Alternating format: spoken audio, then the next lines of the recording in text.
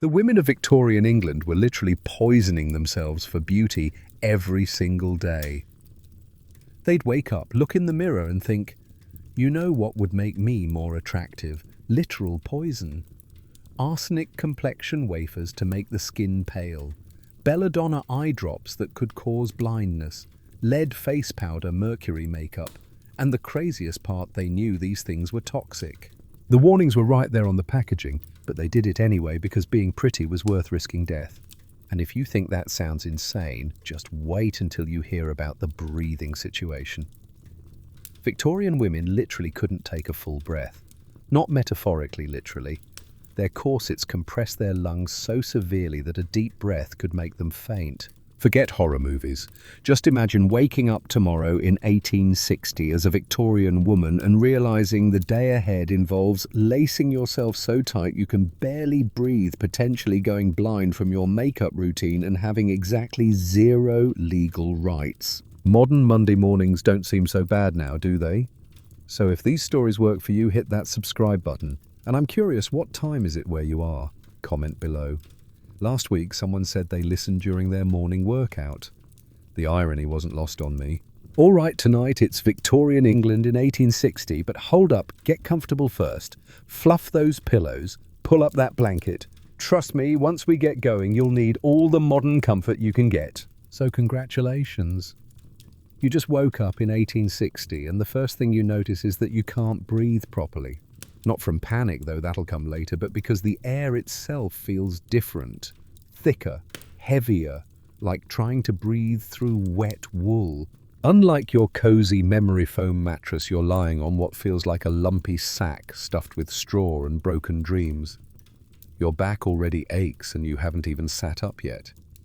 The pillow beneath your head is hard and smells faintly of mildew and whatever unfortunate goose sacrificed its feathers for your comfort. It's still dark, but not completely.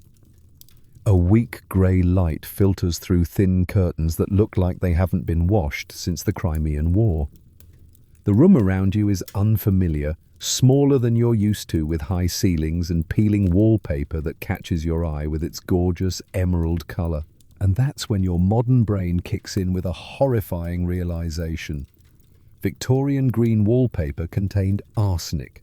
You're literally sleeping in a poisonous room, breathing toxic particles with every shallow breath. The Victorians were basically living inside poison containers and calling it home decor. Miss, are you awake, miss? You nearly jump out of your arsenic-laced skin as a young woman, barely more than a girl, really appears at your bedside like some kind of historically accurate ghost. She's wearing a plain grey dress with a white cap and apron that screams, "I'm a maid and my life is infinitely harder than yours, but at least I can breathe properly." "We must hurry, miss. Your mother expects you downstairs for breakfast in 1 hour, and we have much to do." You open your mouth to ask what the hell is going on, but what comes out is, "Yes, Martha. Please prepare my wash water." Wait, who's Martha? And why did those words just exit your mouth without your brain's permission? It's like someone else is operating your vocal cords while you're just along for this terrifying ride. Martha nods and moves to a ceramic pitcher and basin in the corner, and you realize with sinking dread that there's no bathroom attached to this room. No toilet, no shower, no basic human dignities. Just that little basin of water that Martha is now pouring with the enthusiasm of someone who's never heard of hot water heaters. "It's quite cold this morning, miss. I've added just a touch of rose water to your wash, as you prefer." As you prefer. You've never had a preference about rose water in your entire life, but somehow you know exactly how this works. Your body moves on autopilot, sitting up in bed, and accepting the damp cloth Martha hands you like this is totally normal. Instead of your morning shower, that glorious hot pressurized cascade of modern plumbing, you're going to dab your face and neck with this barely damp cloth in freezing cold air. It's like camping, if camping were a permanent lifestyle choice made by sadists. The survival instinct immediately kicks in. This isn't just uncomfortable, it's genuinely dangerous. In a time before antibiotics, before modern medicine, even a simple cold could kill you. And here you are, sitting in a frigid room with your neck and chest exposed to the icy air, dabbing yourself with cold water, like some kind of hypothermic bird bath ritual. You shiver uncontrollably, which Martha interprets as normal. "The fire's catching nicely now, miss," she says, gesturing toward a small fireplace where she's been stoking what can generously be called flames. The pitiful fire barely warms the air around it, let alone the entire room. It's like trying to heat a cathedral with a birthday candle. "Shall we begin your toilet?" "Your toilet, oh." "Right. Your morning beauty routine." And judging by the array of bottles, jars, and mysterious implements Martha is laying out on the dressing table, this is going to be less getting ready and more preparing for chemical warfare. Is that the arsenic cream?" you hear yourself ask with the casual tone of someone ordering coffee. "Yes, miss. Dr. Campbell's arsenic complexion wafers, as you requested. The apothecary assures they're perfectly safe, just a very small amount of arsenic to clear the blood and brighten the complexion." Holy shit. You're about to literally eat arsenic for breakfast. And here's the terrifying part. The Victorian part of you isn't even surprised. You know that pale skin is essential a sign of wealth and beauty. Tanned skin means you work outdoors, which is a fate worse than social death for a proper Victorian lady. And if achieving that perfect pallor means slowly poisoning yourself with actual arsenic, well, beauty is pain, right? At least that's what your Victorian brain is telling you, while your modern brain is screaming like a smoke detector with a dying battery. "Perhaps just half a wafer today, Martha," you hear yourself say, which is apparently your body's idea of moderation, like saying, "I'll only have half a cigarette dipped in poison today." But before you can dwell on the arsenic breakfast situation, Martha is already moving on to the next horror in your beauty arsenal. Your belladonna drops for your eyes, miss. This time your modern brain jolts fully awake like someone just threw ice water on it. Belladonna, also known as deadly nightshade. A highly toxic plant that Victorian women put directly into their eyeballs to dilate their pupils, giving them that wide-eyed, vulnerable look that men apparently found irresistible. Side effects include blurred vision, headaches, and, blindness. "Just a small drop in each eye," you hear yourself say, as if this is perfectly reasonable, like asking for extra foam on your latte, except the foam is literal poison and the latte is your retinas. Martha approaches with the dropper, and you can't help but flinch as she prepares to put poisonous plant extract directly into your eyeballs. The burning sensation is immediate and intense. Your eyes water profusely as the belladonna seeps into your corneas, and for a terrifying moment, you wonder if you're going blind right now at age 20 for the sake of looking delicate. But then it settles into a weird, hazy sensation. And when you blink away the tears, the world has this strange, soft focus quality. Your pupils are now enormous, making you look perpetually surprised, and by Victorian standards, absolutely stunning. You look like a startled deer caught in headlights, which is apparently the height of feminine beauty. Now for your hair, miss. What fresh hell is this? You soon find out as Martha removes your nightcap, revealing hair that apparently hasn't been washed in weeks, months. Because washing your hair too frequently in Victorian times was considered unhealthy for delicate female constitutions. Instead, it was brushed vigorously every night, 100 strokes to distribute the natural oils. Which sounds lovely and natural until you realize your scalp feels like it's hosting a small ecosystem and not the good kind. Martha starts brushing and it hurts. Your scalp is tender, the bristles feel like tiny torture devices, but you sit there and take it, because what choice do you have? This is your life now. Pain in the name of beauty, administered by a teenager who probably dreams of running away to become a circus performer. Now, miss, we must get you dressed before your complexion cream fully dries. Ah, yes, the main event. Getting dressed as a Victorian woman isn't the quick, casual affair you're used to. It's a military operation requiring assistance, patience, and an alarming disregard for basic human anatomy and comfort. First comes the chemise, a simple, loose-fitting undergarment that falls to your knees. It's basically a cotton sack with armholes, and it's the most comfortable thing you'll wear all day, which should tell you everything you need to know about what's coming next. Then the drawers, basically loose cotton shorts with an open crotch. Yes, really, it made using chamber pots easier though. Easier is relative when you're wearing 17 layers of clothing and can barely bend at the waist. And then, oh God, then comes the corset. Your ribcage instinctively contracts at the sight of it.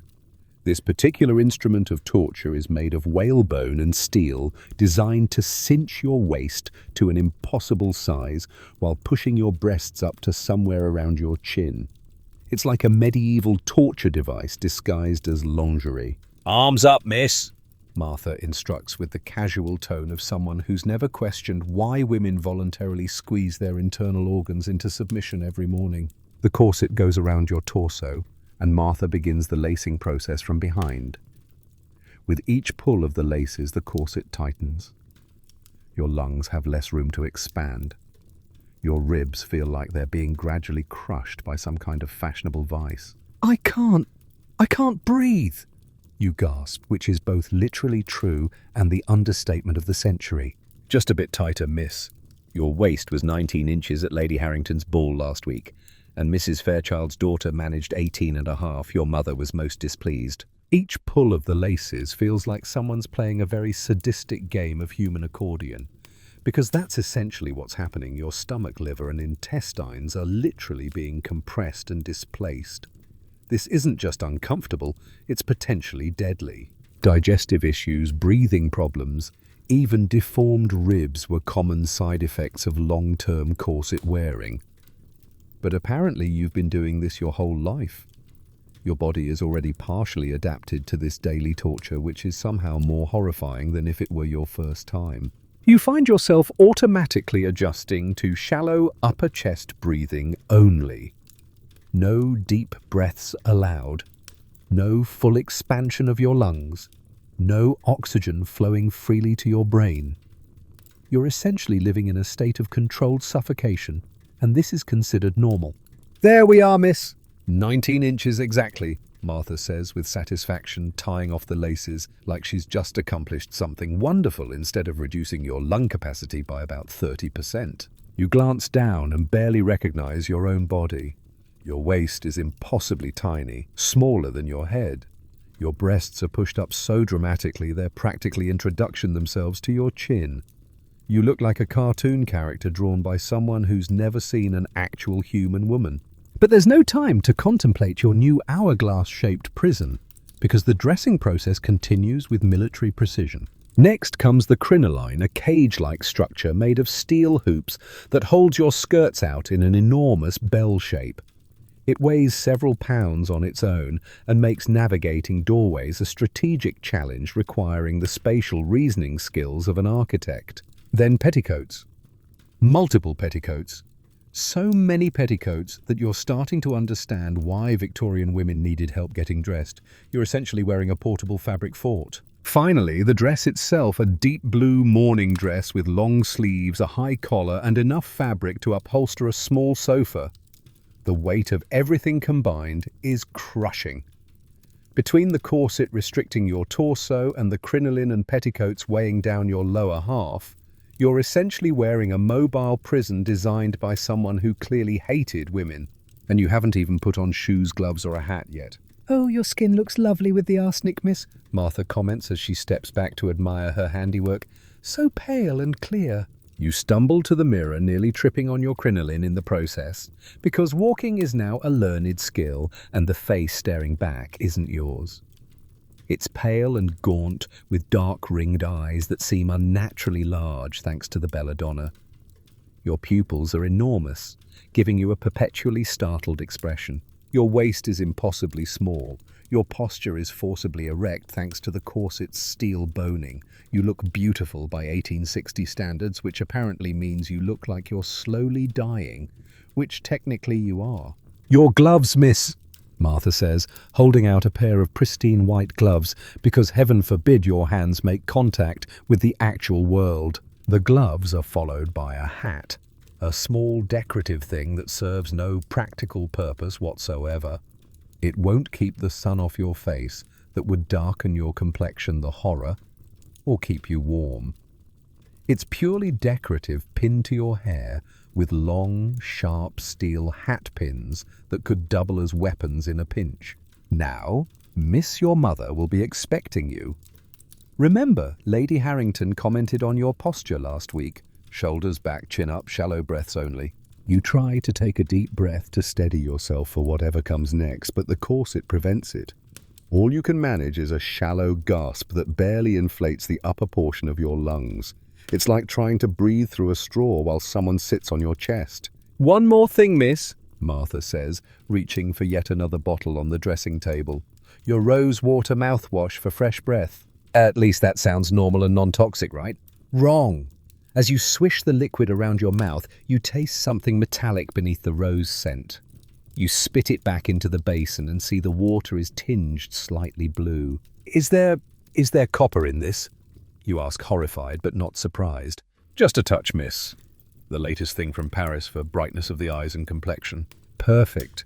Add copper poisoning to your growing list of daily toxin exposure. Along with the arsenic belladonna and whatever other chemicals are in your face powder, you're basically a walking chemistry experiment. As you prepare to leave your bedroom and face whatever fresh hell awaits you downstairs, you glance out the window. The streets below are barely visible through a thick yellow-brown fog, the infamous London pea soup, a toxic mix of coal smoke fog and industrial pollution so thick you could sometimes barely see your hand in front of your face. People regularly died from respiratory issues caused by this smog, and that's on top of all the other things trying to kill you. It dawns on you that everything in this world is actively hostile to human life. Your beauty products are poisonous, your clothes are crushing your organs, and even the air itself is toxic. And yet Victorian women navigated this deadly obstacle course every single day, often with a smile on their arsenic-brightened faces and very, very shallow breathing. Miss Your Mother is waiting, Martha reminds you gently. You straighten your spine as much as the corset will allow, lift your chin and prepare to enter the battlefield of Victorian propriety.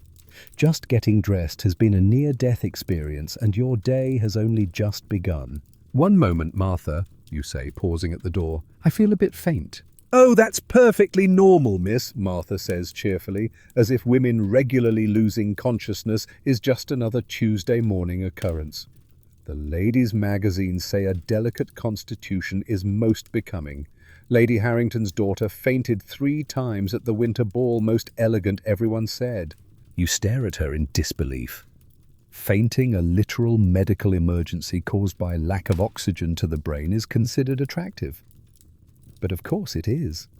A woman so fragile, so delicate, so thoroughly feminine that she can't even remain conscious. What could be more appealing to Victorian sensibilities than a decorative woman who might collapse at any moment? Modern Monday mornings are looking better and better, aren't they? As you carefully navigate the narrow staircase, each step a calculated risk of catching your steel crinoline hoops on the banister or tripping over your own fabric fortress. You can't help but think about how different this is from rolling out of bed and throwing on some clothes. But Victorian women didn't just throw on anything. Getting dressed was a production requiring engineering skills and assistant and apparently a complete disregard for basic human comfort. You're halfway down the stairs when disaster strikes. It happens in slow motion the way disasters always do.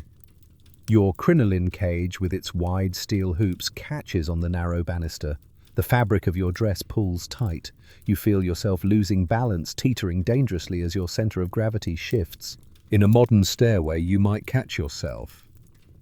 But wearing approximately 30 pounds of clothing that restricts every natural movement, you're essentially a human bowling ball in a cage skirt. You reach out instinctively to steady yourself, but your tightly corseted torso can't bend properly.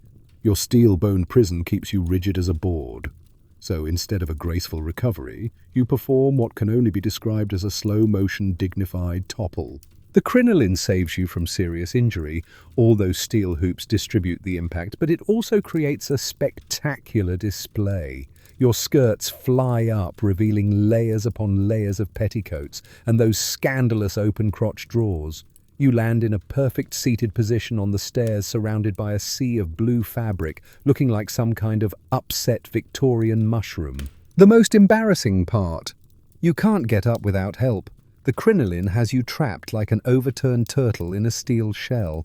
"Miss Margaret!" Martha rushes down the stairs, followed by sounds of commotion from the breakfast room. I'm fine. You call out, though you're clearly not fine. You're sitting on the stairs like a displaced belle, your dignity somewhere around the level of your ankles, hoping no one else saw your unfortunate architecture malfunction. "Oh, miss," Martha says, trying not to laugh as she helps reorganize your fabric situation. The crinoline does take some getting used to. As if wearing a portable cage is something you should adapt to rather than, say, recognize as fundamentally ridiculous. Martha helps you to your feet, adjusting layers and checking for damage to your dress. Fortunately, Victorian clothing is built to withstand small disasters. It has to be, considering women are essentially wearing mobile obstacle courses. "Just between us, miss," Martha whispers conspiratorially, "my sister Sarah works for Lady Pemberton, and she says her ladyship once got her crinoline stuck in a carriage door. Had to be cut free by the footman. The scandal kept the servants gossiping for weeks." This small moment of female solidarity, sharing stories of the ridiculous situations Victorian fashion creates, gives you a brief respite from the morning's mounting absurdities. But the moment is short-lived because your mother's voice drifts up from the breakfast room. "Margaret, what is that commotion?" Time to face the family, assuming you can navigate the rest of the stairs without further architectural incidents. You somehow manage to make it down the remaining stairs without tumbling to your death, which feels like a genuine accomplishment worthy of a medal. The crinoline cage under your skirts makes navigating narrow spaces a geometry puzzle from hell, and you're starting to understand why Victorian houses had such wide doorways. It wasn't generous architecture, it was survival. "Margaret, there you are. We've been waiting for 15 minutes. A stern-faced woman sits at the head of a long dining table. Your mother, apparently, though she looks like she's been sucking on lemons for the better part of the decade. Her face is set in permanent lines of disapproval, as if smiling might crack her arsenic-whitened complexion. Next to her sits an older man hiding behind a newspaper, your father, whose main contribution to family life seems to be grunting occasionally and remaining largely invisible behind printed current events. Two younger girls sit with perfect posture, hands folded, not daring to touch the food in front of them until permission is granted. Your sisters, presumably, though, they look more like tiny soldiers awaiting orders than children enjoying breakfast. "I apologize, Mother," you hear yourself say automatically. "My toilet took longer than expected. A lady should rise early enough to account for her preparations." Mother sniffs with the air of someone delivering profound wisdom. "Lady Pemberton's daughters are always punctual." "Ah, yes, Lady Pemberton's daughters, the Victorian equivalent of your mother's friends' kids who got into Harvard, became doctors, and probably never had crinoline malfunctions on staircases. You'll be hearing about Lady Pemberton's perfect daughters a lot today." You take your seat carefully. Sitting in a corset requires the precision of a NASA landing, and a maid immediately places a teacup in front of you. Not Martha, a different one, because apparently your household has more servants than you initially realized, all of whom seem to exist in a state of barely controlled panic about proper service. The family eats in silence because apparently conversation during breakfast is either forbidden or highly regulated. You notice your portion compared to your father's plate, which is piled with eggs, sausages, toast, and what looks like enough food to sustain a working man for the day. You have one poached egg, half a piece of dry toast, and tea. That's it. This isn't a meal, it's a snack. No wonder Victorian women were always fainting. They were literally starving while wearing clothes that restricted their ability to breathe. But wait, there's more family dysfunction to explore. "Margaret," your mother says suddenly, her voice cutting through the quiet like a knife. "The Blackwoods have invited us to dine tomorrow evening. Their son Edward will be present." You nearly choke on your single piece of toast. Even with your limited Victorian social knowledge, you know exactly what this means. The Victorians didn't have dating apps, they had awkward family dinners where young people were paraded in front of each other like prize cattle at a livestock auction. And Edward Blackwood is apparently the prime specimen your mother has been eyeing for your marital future. He's recently inherited his uncle's shipping business. She continues with barely concealed excitement, as if Edward Blackwood is a stock investment rather than a potential human being you might have to spend your life with. Quite a substantial fortune and only 26. There it is, money. In Victorian England, marriage isn't about love compatibility or even basic human connection. It's a business transaction, a merger of families, finances and social status, and you as a young woman are the commodity being traded in this marketplace. You'll wear the blue silk with the lace trim, your mother decides, because apparently your clothing choices are also subject to committee approval. And mind your conversation. Last time you spoke at length about that novel, Most Unbecoming. God forbid a woman show intelligence or independent thought. Men might find it threatening, and threatening men don't make marriage offers. Your father grunts from behind his newspaper. This seems to be the extent of his contribution to most family discussions, financial approval followed by complete disengagement. But then unexpectedly another voice joins the conversation. Marriage, sister, how wonderfully medieval. This comes from a young man entering the breakfast room with the casual confidence of someone who's never worn a corset or worried about the size of his waist. Your brother Charles, fresh from university and apparently full of opinions about women's roles in society.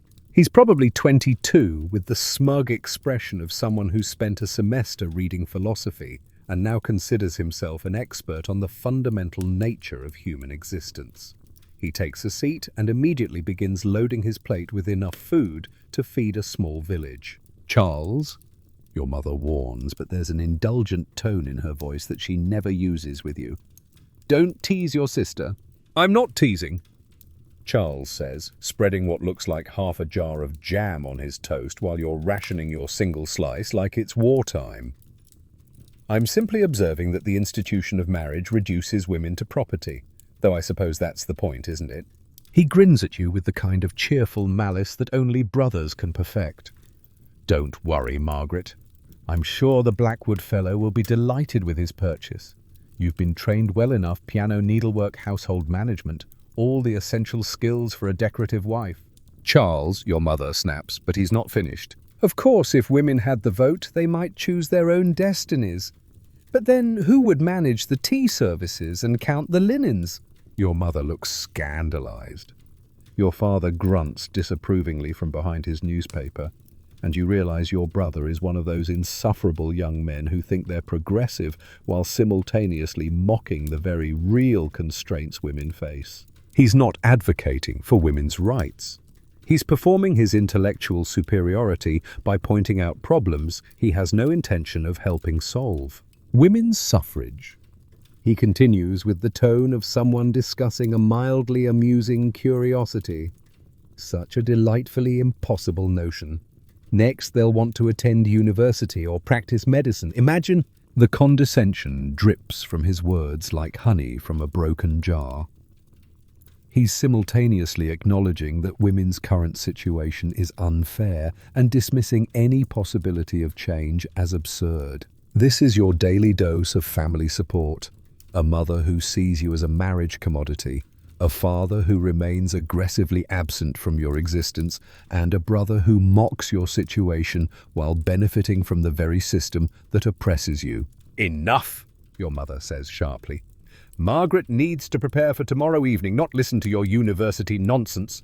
Charles shrugs, returning to his feast while you sit there with your bird-sized breakfast and growing sense of dread about this dinner with Edward Blackwood. After breakfast comes the real work of your day, the endless domestic management that fills Victorian women's lives like water filling every available crack. We must review the menus for the week, your mother announces, leading you to a small writing desk in the morning room.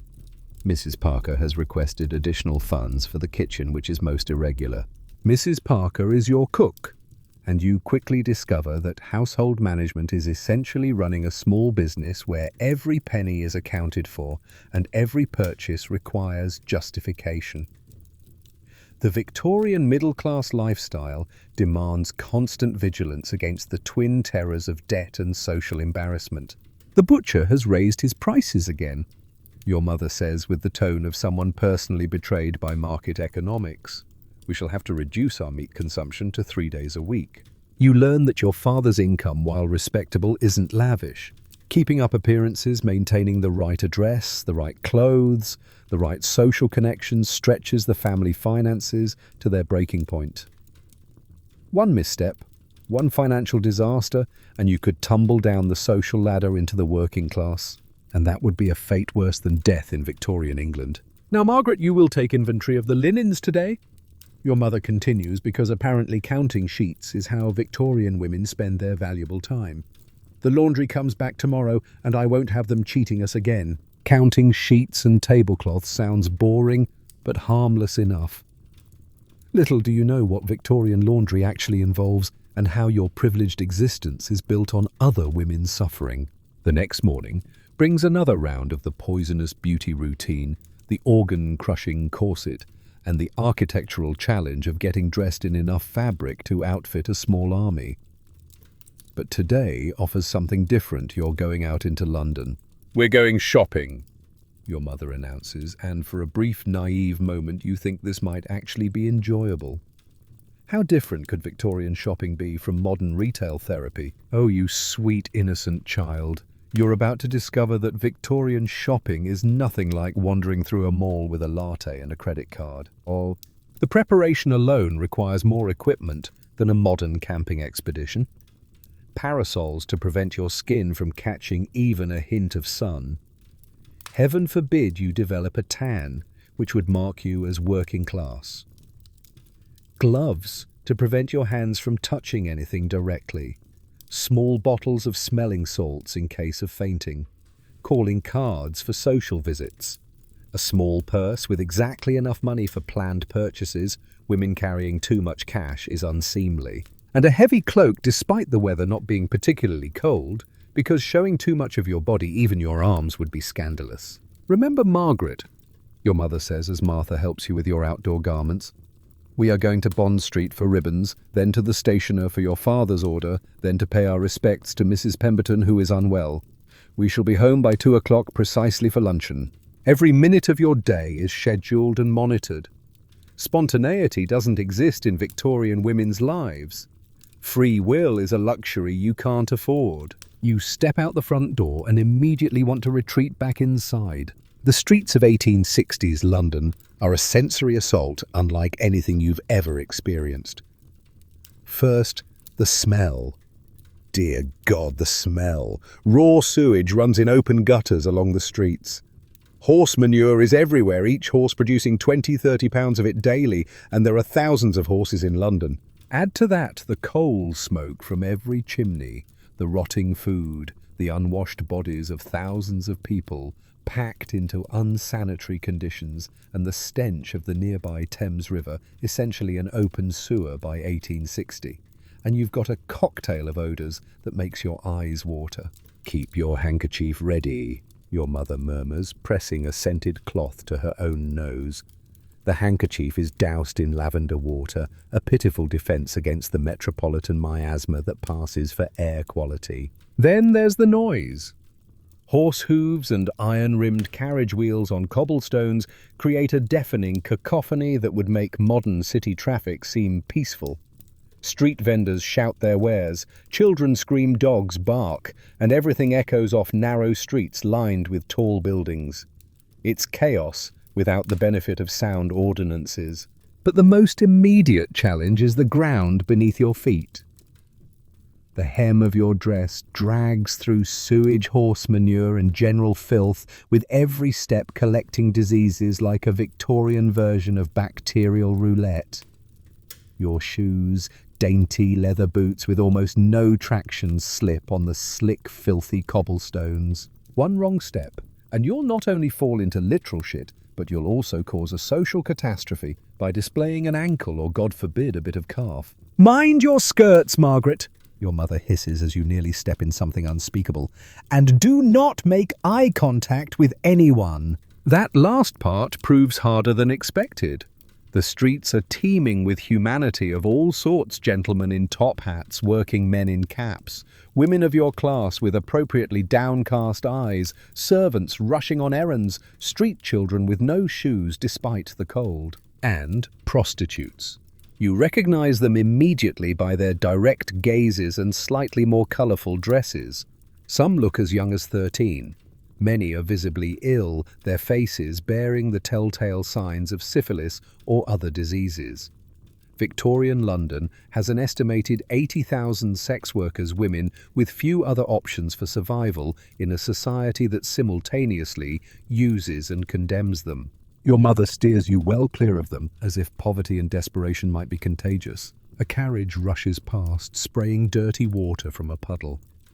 You jump back just in time, but a working-class woman walking nearby gets soaked. The carriage doesn't stop. The woman doesn't protest. This is just how it is. The poor are invisible obstacles to be avoided or ignored. You finally reach Bond Street, where the shops cater to the upper and middle classes.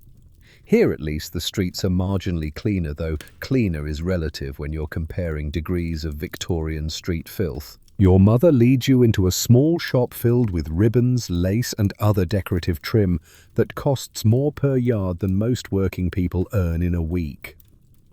The contrast between the shop's genteel interior and the hellscape outside is jarring. "Good morning, Mrs. Harrison," the shopkeeper says with a bow that somehow manages to be respectful without being servile. "How may I assist you today?" Shopping in Victorian times is a personal affair conducted like diplomatic negotiations. No browsing aimlessly through racks of mass-produced goods. You state exactly what you want and the shopkeeper brings items for your inspection while you sit in judgment like a retail queen. "Blue ribbons to match my daughter's evening gown for the Blackwood dinner," your mother requests, and you notice how she manages to work in the social significance of your purchase. Shopping isn't just commercial, it's performative. Who you buy from what you buy and who you mention while buying all contribute to your social standing. While the shopkeeper fetches ribbon options, another young woman enters the shop with her mother. You recognize her immediately. Sophia Pemberton, daughter of the sainted Lady Pemberton, whose children are apparently perfect in every way imaginable. Your mother notices immediately and goes into full social performance mode. "Mrs. Pemberton, what a pleasure," she says, her voice taking on the slightly breathless quality Victorian women use when addressing social superiors. "We were planning to call on you this morning. How is your health?" "Tolerable, thank you," Mrs. Pemberton replies. "She looks perfectly healthy to you, but Victorian women of means are almost professionally unwell. Chronic vague illness is a status symbol proof that you're too delicate for manual work and don't need to pretend otherwise. Sophia, you remember Mrs. Harrison's daughter Margaret?" Sophia offers you a practiced smile that doesn't quite reach her eyes. "Of course. How lovely to see you, Margaret. I heard you'll be dining with the Blackwoods tomorrow evening. Edward is such a charming gentleman." There's something in her tone, a slight pause, a careful word choice that makes your stomach clench. Does she know something about Edward Blackwood that you don't? Has she heard gossip, witnessed behaviour? In Victorian society, information flows through these social networks like water through stone, and women's conversations are where reputations are made and destroyed. We look forward to it. Your mother answers for you because heaven forbid you speak for yourself in a conversation about your own future. Margaret has a new blue silk for the occasion. The two mothers continue comparing their daughters like prized livestock, while you and Sophia stand in uncomfortable silence. You're supposed to be rivals in the marriage market after all. Friendship is secondary to finding a husband, and every eligible young woman is potential competition for the limited supply of acceptable men. The shopkeeper returns with ribbon samples, and suddenly everyone has opinions about which shade of blue best complements your complexion. This mundane decision is treated with the gravity of international diplomacy because in Victorian England, appearances aren't just important, they're everything. Your social position, marriage prospects, and family honor can all be damaged by choosing the wrong shade of ribbon. The darker blue brings out your eyes, Sophia says, and you wonder if this is genuine helpfulness or subtle sabotage. Is she trying to help you look your best, or encouraging you to make a choice that will somehow work in her favor? Victorian women's relationships are complicated by the constant competition for male approval. Genuine friendship requires navigating layers of social rivalry and family pressure that would challenge a diplomat. With ribbons finally purchased, the most expensive option, naturally, despite your family's budget constraints, you move on to the stationer's shop for your father's order. Victorian social life requires an enormous amount of printed matter, visiting cards, writing paper, calling cards, formal invitations. Without proper stationery, you basically don't exist in polite society. As you walk through London's streets, carefully navigating filth while maintaining proper ladylike deportment, you pass scenes that bring the harsh realities of Victorian life into sharp focus. A group of street children are selling matches, their tiny hands blue with cold, their faces gaunt with hunger, their filthy skeletal thin with hollow eyes that have seen too much. A girl no more than 6 approaches you with the desperate courage of someone who has nothing left to lose. "Penny for matches, miss, please, miss." Before you can respond, your mother shoos the child away like an annoying insect. "Move along, we've nothing for you." The desperate poverty hits you like a physical blow. In your modern time, you might give the child money or at least acknowledge her humanity. Here, the class divide is an unbridgeable chasm. The child is as foreign to your Victorian life as an alien would be. "Don't encourage them," your mother says, noticing your distress. "They're likely sent by pickpockets to distract wealthy women." Some are, it's true, but most are just hungry children trying to survive in a city that treats poor children as disposable nuisances. Victorian London is particularly cruel to the young and vulnerable. Thousands of children live on the streets or in workhouses that are barely distinguishable from prisons. At the stationers, you encounter another aspect of Victorian public life, the rigid hierarchy that governs every interaction.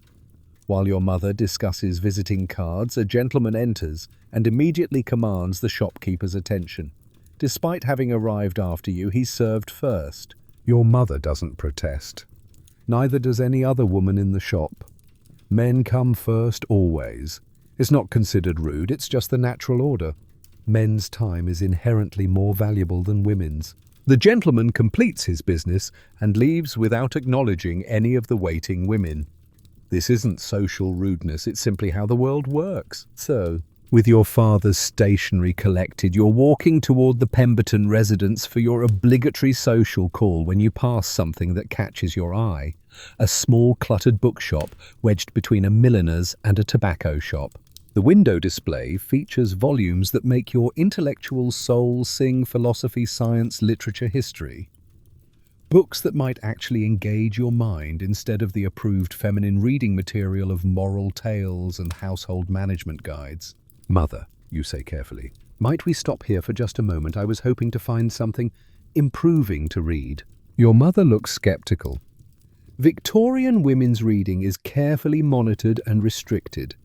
The wrong books can give women dangerous ideas about independence, equality, or their own capabilities. "What sort of improving reading?" she asks suspiciously.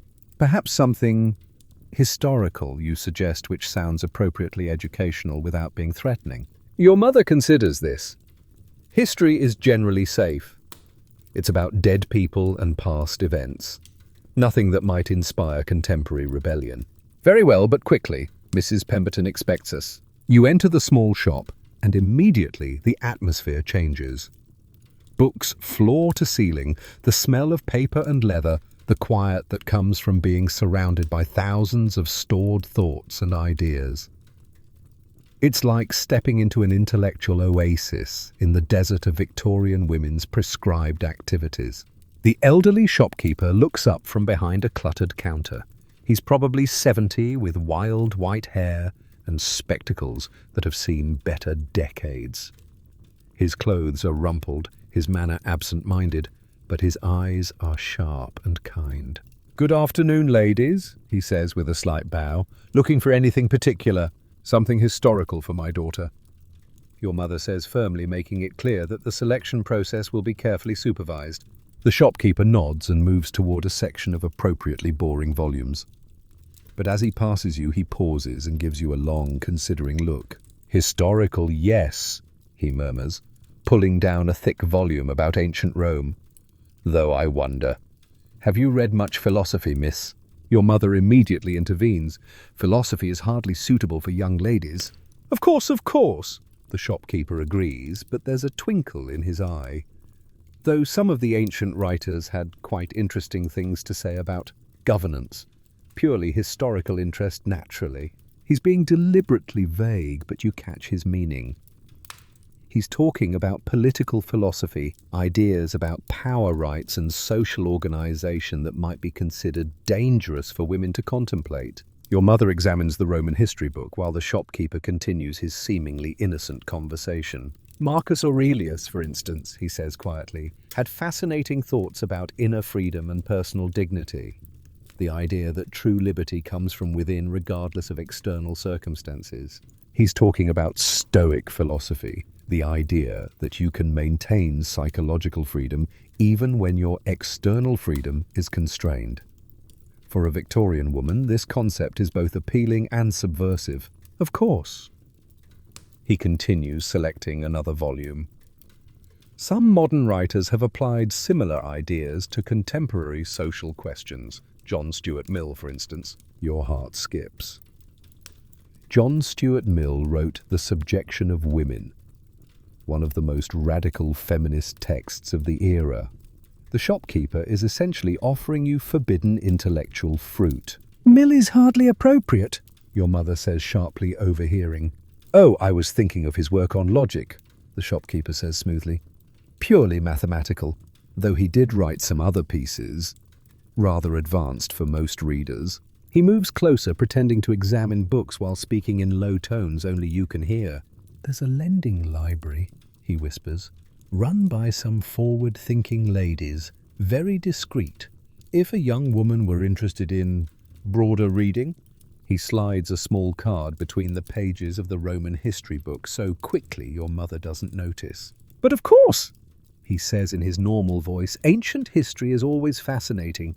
The rise and fall of empires, the struggle between different social orders." Your mother nods approvingly, purchasing the Roman history along with a volume of moral poetry that looks spectacularly dull. As you're leaving, the shopkeeper catches your eye one last time. "Knowledge is power, miss," he says quietly, "and power properly used is freedom." Outside the shop, you discreetly check the book for the card. It's there, a small piece of paper with an address, and the words Ladies' Intellectual Improvement Society, written in careful script.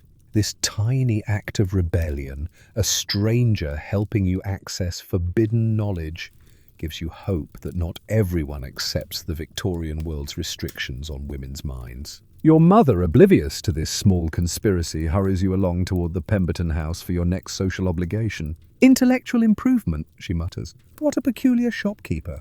I do hope he hasn't given you any unsuitable ideas." If only she knew. The day of the Blackwood dinner arrives with all the anxiety of a medical procedure you can't avoid. You spend the morning in various states of preparation, being laced into your tightest corset 18 inches today, because apparently suffering is attractive, having your hair tortured into an elaborate updo and being coached on proper dinner conversation by your mother. "Remember," she says for the dozenth time, "speak only when spoken to. Laugh at Mr. Blackwood's jokes, but not too loudly. Show interest in his conversation, but don't appear too knowledgeable. Men dislike women who think they're intellectual equals." The advice is a series of contradictions.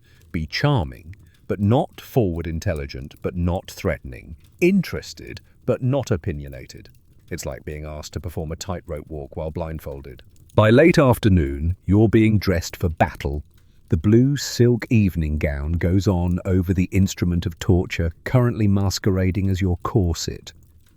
The dress is beautiful. You'll give Victorian fashion that much, with delicate lace trim and tiny pearl buttons that probably cost more than most people's monthly wages. It's also incredibly heavy and restrictive, designed to showcase your artificially tiny waist while ensuring you can't move naturally or comfortably.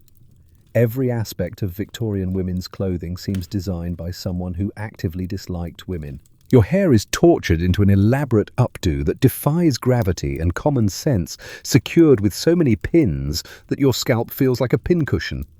The hairstyle gives you an instant headache as your hair pulls at your scalp, but it looks appropriately formal and uncomfortable, which is apparently the goal.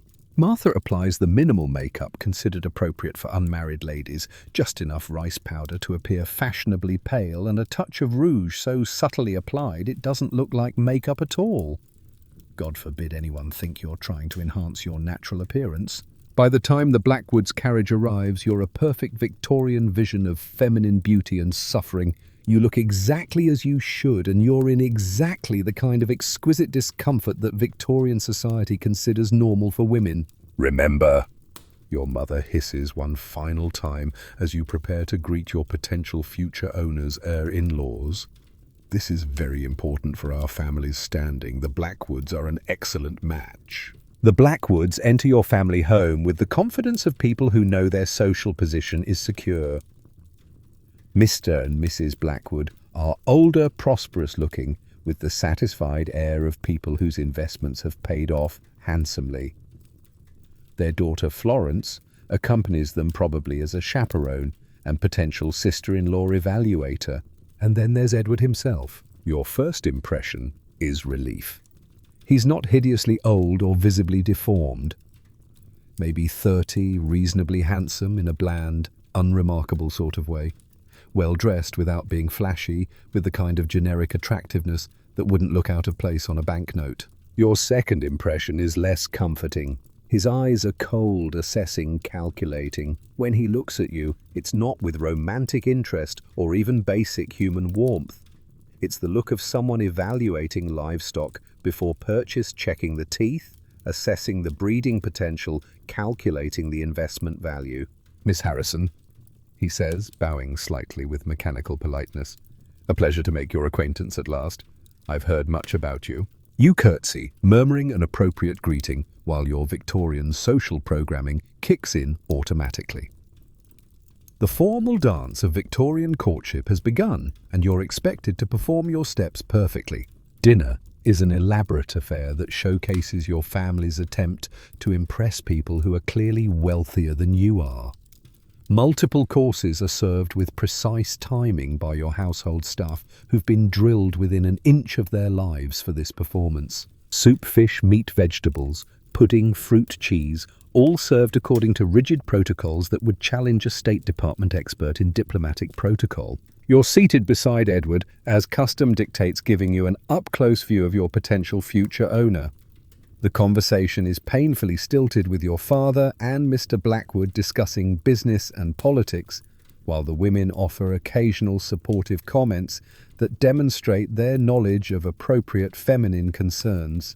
"I understand you play the pianoforte, Miss Harrison," Edward says during a lull in the masculine conversation. "Yes, Mr. Blackwood," you reply with the expected modesty, "though I fear I play rather poorly." This is the required response. Even if you were a virtuoso, Victorian modesty demands you downplay your abilities. Women are supposed to have accomplishments, but not so many or so well developed that they might threaten male egos. "Perhaps you might favor us with a piece after dinner," he continues. "It's not really a request, it's a polite command. You're being asked to audition for the role of decorative wife." "And do you read Miss Harrison?" he asks next, which is a dangerous question.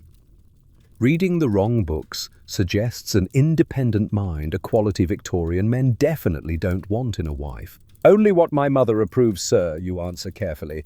"I find improving literature most rewarding."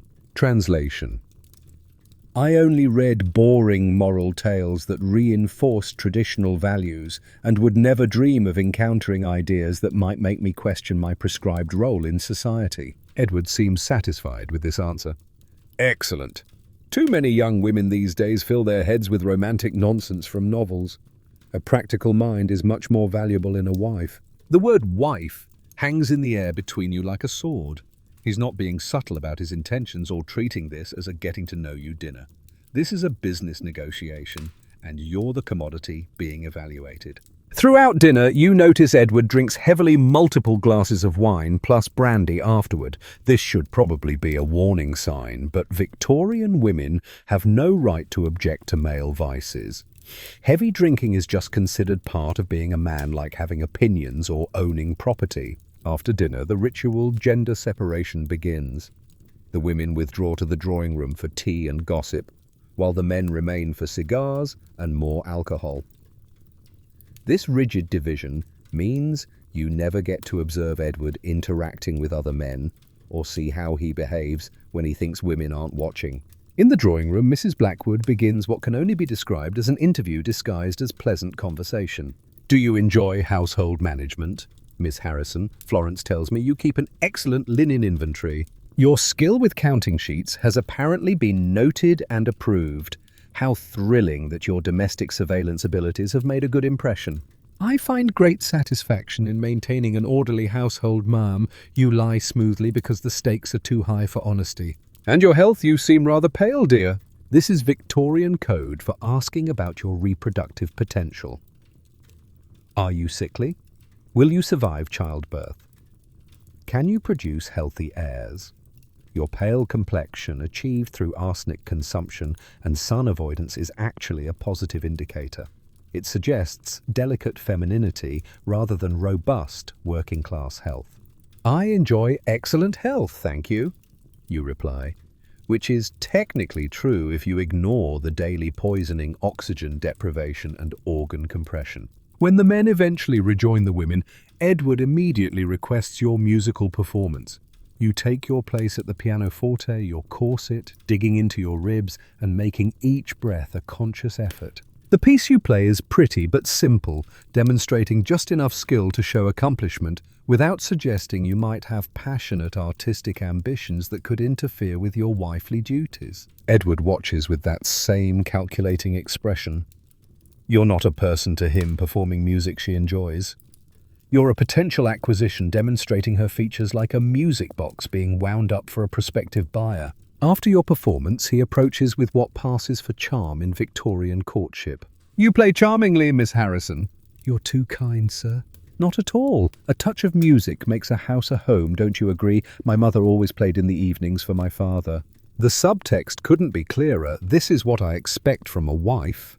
Daily performances for my entertainment, just like my parents' marriage.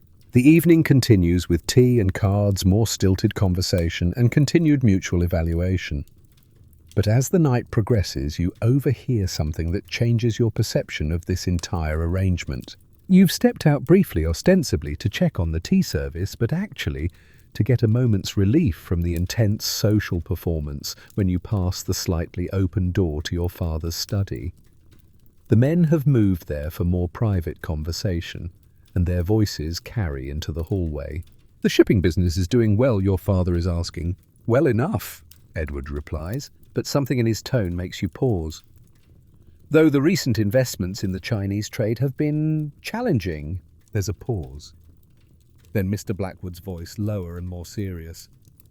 "The losses from the Liverpool venture were significant, Edward. Perhaps more discretion with future investments." "I'm aware of the situation, Father," Edward says, and there's an edge to his voice that suggests this isn't the first time they've had this conversation. "The marriage will help stabilize things considerably." Marriage will help stabilize things. Not "I'm looking forward to married life" or "Miss Harrison seems like a lovely girl." The marriage is a financial solution to his problems. "The Harrison dowry is modest but respectable," Mr. Blackwood continues. "And there are the family connections to consider. Harrison's banking relationships could prove useful." You're not just being married off for your father's social advancement. You're being sold to solve Edward Blackwood's financial problems. Your dowry and your family's business connections are what's really being negotiated here. "The girl seems biddable enough," Edward says dismissively. "Well-trained, appropriate accomplishments, no dangerous intellectual pretensions. She'll do." "She'll do?" Those two words hit you like cold water. You're not someone Edward finds attractive, interesting, or compatible. You're an acceptable solution to his financial difficulties, nothing more. You quietly retreat back to the drawing room, mind reeling from this accidental intelligence gathering. The perfect marriage your mother is so excited about is actually a business rescue plan, and you're the collateral being offered to secure Edward Blackwood's debts. The rest of the evening passes in a haze of performance and growing dread. When the Blackwoods finally depart, Edward takes your hand for the obligatory farewell. His grip is slightly too tight, his thumb brushing across your knuckles in a way that makes your skin crawl. "I've greatly enjoyed this evening, Miss Harrison. I hope to see much more of you." The promised threat in his words is unmistakable. This isn't just social politeness, it's a declaration of intent. As the carriage pulls away, your mother practically vibrates with excitement. "He seemed quite taken with you," she says, completely oblivious to what you've overheard. "Mrs. Blackwood hinted that he's been looking to settle down seriously. His house on Grosvenor Square needs a mistress." The house needs a mistress. You need a husband to solve his financial problems. It's all about needs and solutions and business arrangements. Romance, compatibility, and happiness aren't even part of the conversation. That night, lying in bed with your ribs finally free from the corset's embrace, you think about what marriage to Edward Blackwood would actually mean. Not the fairy tale version your mother believes in, but the reality of legal ownership by a man who sees you as a financial instrument and domestic convenience. Under Victorian law, married women have no legal existence. Everything you own becomes his property. Any money you might earn becomes his income. Your body becomes his to use as he sees fit. You can't divorce him, can't refuse his sexual demands, can't even leave the house without his permission. And now you know he's marrying you to solve his money problems, not because he finds you interesting, attractive, or compatible. The next morning brings the inevitable consequence of your successful dinner performance. Edward calls on your father not to see you, but to formally request your hand in marriage. Victorian women aren't even involved in this most basic decision about their own lives.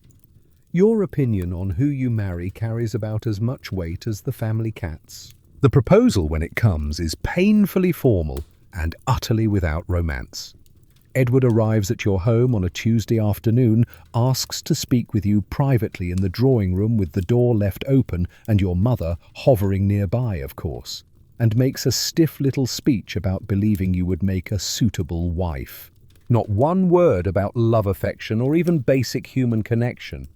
Just suitability, as if you're a piece of furniture that would complement his decor. You know what your answer must be.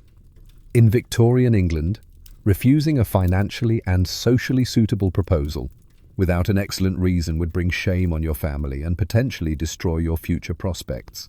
At 20, you're already approaching the danger zone of spinsterhood. "Yes, Mr. Blackwood," you hear yourself say, "I would be honoured." His smile doesn't reach his eyes as he takes your hand and places a perfunctory kiss on your knuckles. Then he immediately goes to share the news with your parents, leaving you alone to contemplate your fate. You're engaged to a virtual stranger who sees you as a solution to his financial problems and who will legally own you within a matter of weeks. The weeks that follow are a whirlwind of wedding preparations that feel more like arrangements for a corporate merger than a celebration of love. The date is set for just 2 months away, a relatively long engagement by Victorian standards where some couples marry within weeks of meeting. Your trousseau is assembled with military precision. This is your collection of clothes, linens, and personal items that you'll take to your new home. Essentially everything you'll be allowed to own for the rest of your life, since married women can't acquire property independently. Your mother scrutinizes every stitch, every hem, every button. These items will reflect on your family's status and your own domestic capabilities. The trousseau is both your dowry and your advertisement as a properly trained Victorian wife. You're measured for your wedding dress white because Queen Victoria popularized the trend, though it's not yet universal. The seamstress creates a gown that's more architectural marvel than clothing designed to showcase your impossibly small waist and demonstrate your family's investment in this social transaction. But the most horrifying part of the wedding preparations is the special corset that arrives for your wedding day. It's designed to achieve a 17-inch waist, a full 2 inches smaller than your already punishing daily corset. When you try it on for fitting, you actually faint. Just collapse right there in the dressing room as your brain is deprived of oxygen. Just nerves. Your mother dismisses when you regain consciousness, as if women regularly losing consciousness while getting dressed is perfectly normal. All brides get jittery. Meanwhile, marriage contracts are being drawn up by lawyers, your fathers and Edwards, negotiating the financial details of your transfer from one man's ownership to another's. The amount of your dowry, what happens to any property you might inherit. How much pin money you'll receive for personal expenses, it's all decided without your input. You're the commodity being traded, not a participant in the transaction. With the wedding approaching, your mother begins what she calls your preparation for married life. A series of awkward, euphemistic conversations that dance around the topic of sex without ever mentioning it directly. A wife must be accommodating to her husband's needs, she says stiffly one afternoon, while you're supposed to be embroidering pillowcases. It may seem strange at first, but it is your duty before God. Translation: you'll be expected to submit to sexual intercourse whether you want it or not, and you're not supposed to enjoy it. The physical aspect of marriage can be trying for refined women. She continues, staring fixedly at the wall above your head, as if eye contact might make this conversation even more uncomfortable. But one endures for the blessing of children. Translation: sex is something that happens to you, not something you participate in or have any control over. Mr. Blackwood seems a gentleman. I'm sure he will be considerate. Translation: maybe he won't hurt you too badly. These non-conversations leave you more terrified than informed. Victorian women are deliberately kept ignorant about their own bodies, about sex, about pregnancy and childbirth. Many go to their wedding nights having no idea what will happen to them.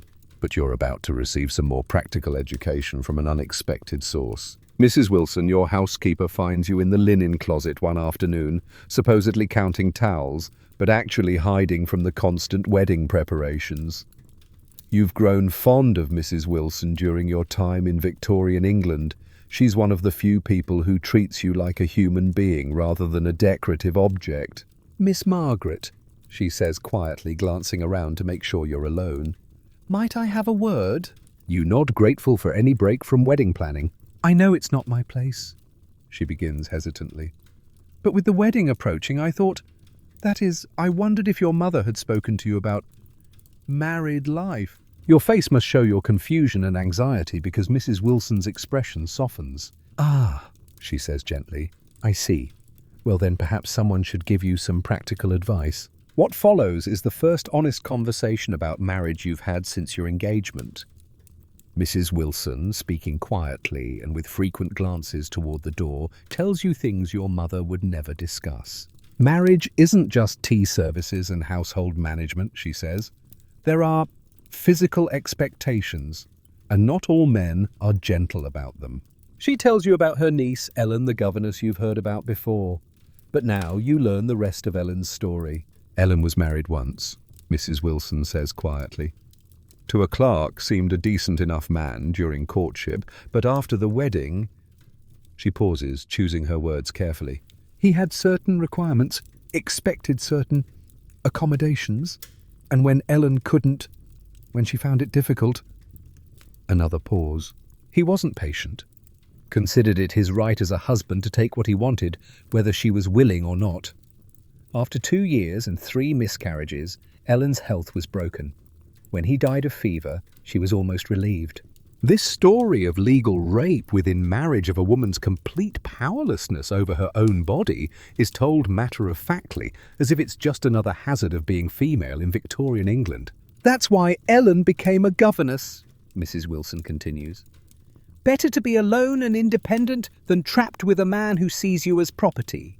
Does it have to be that way, you ask quietly? Mrs. Wilson considers this carefully. Some men are kinder. Some marriages are more equal despite what the law says.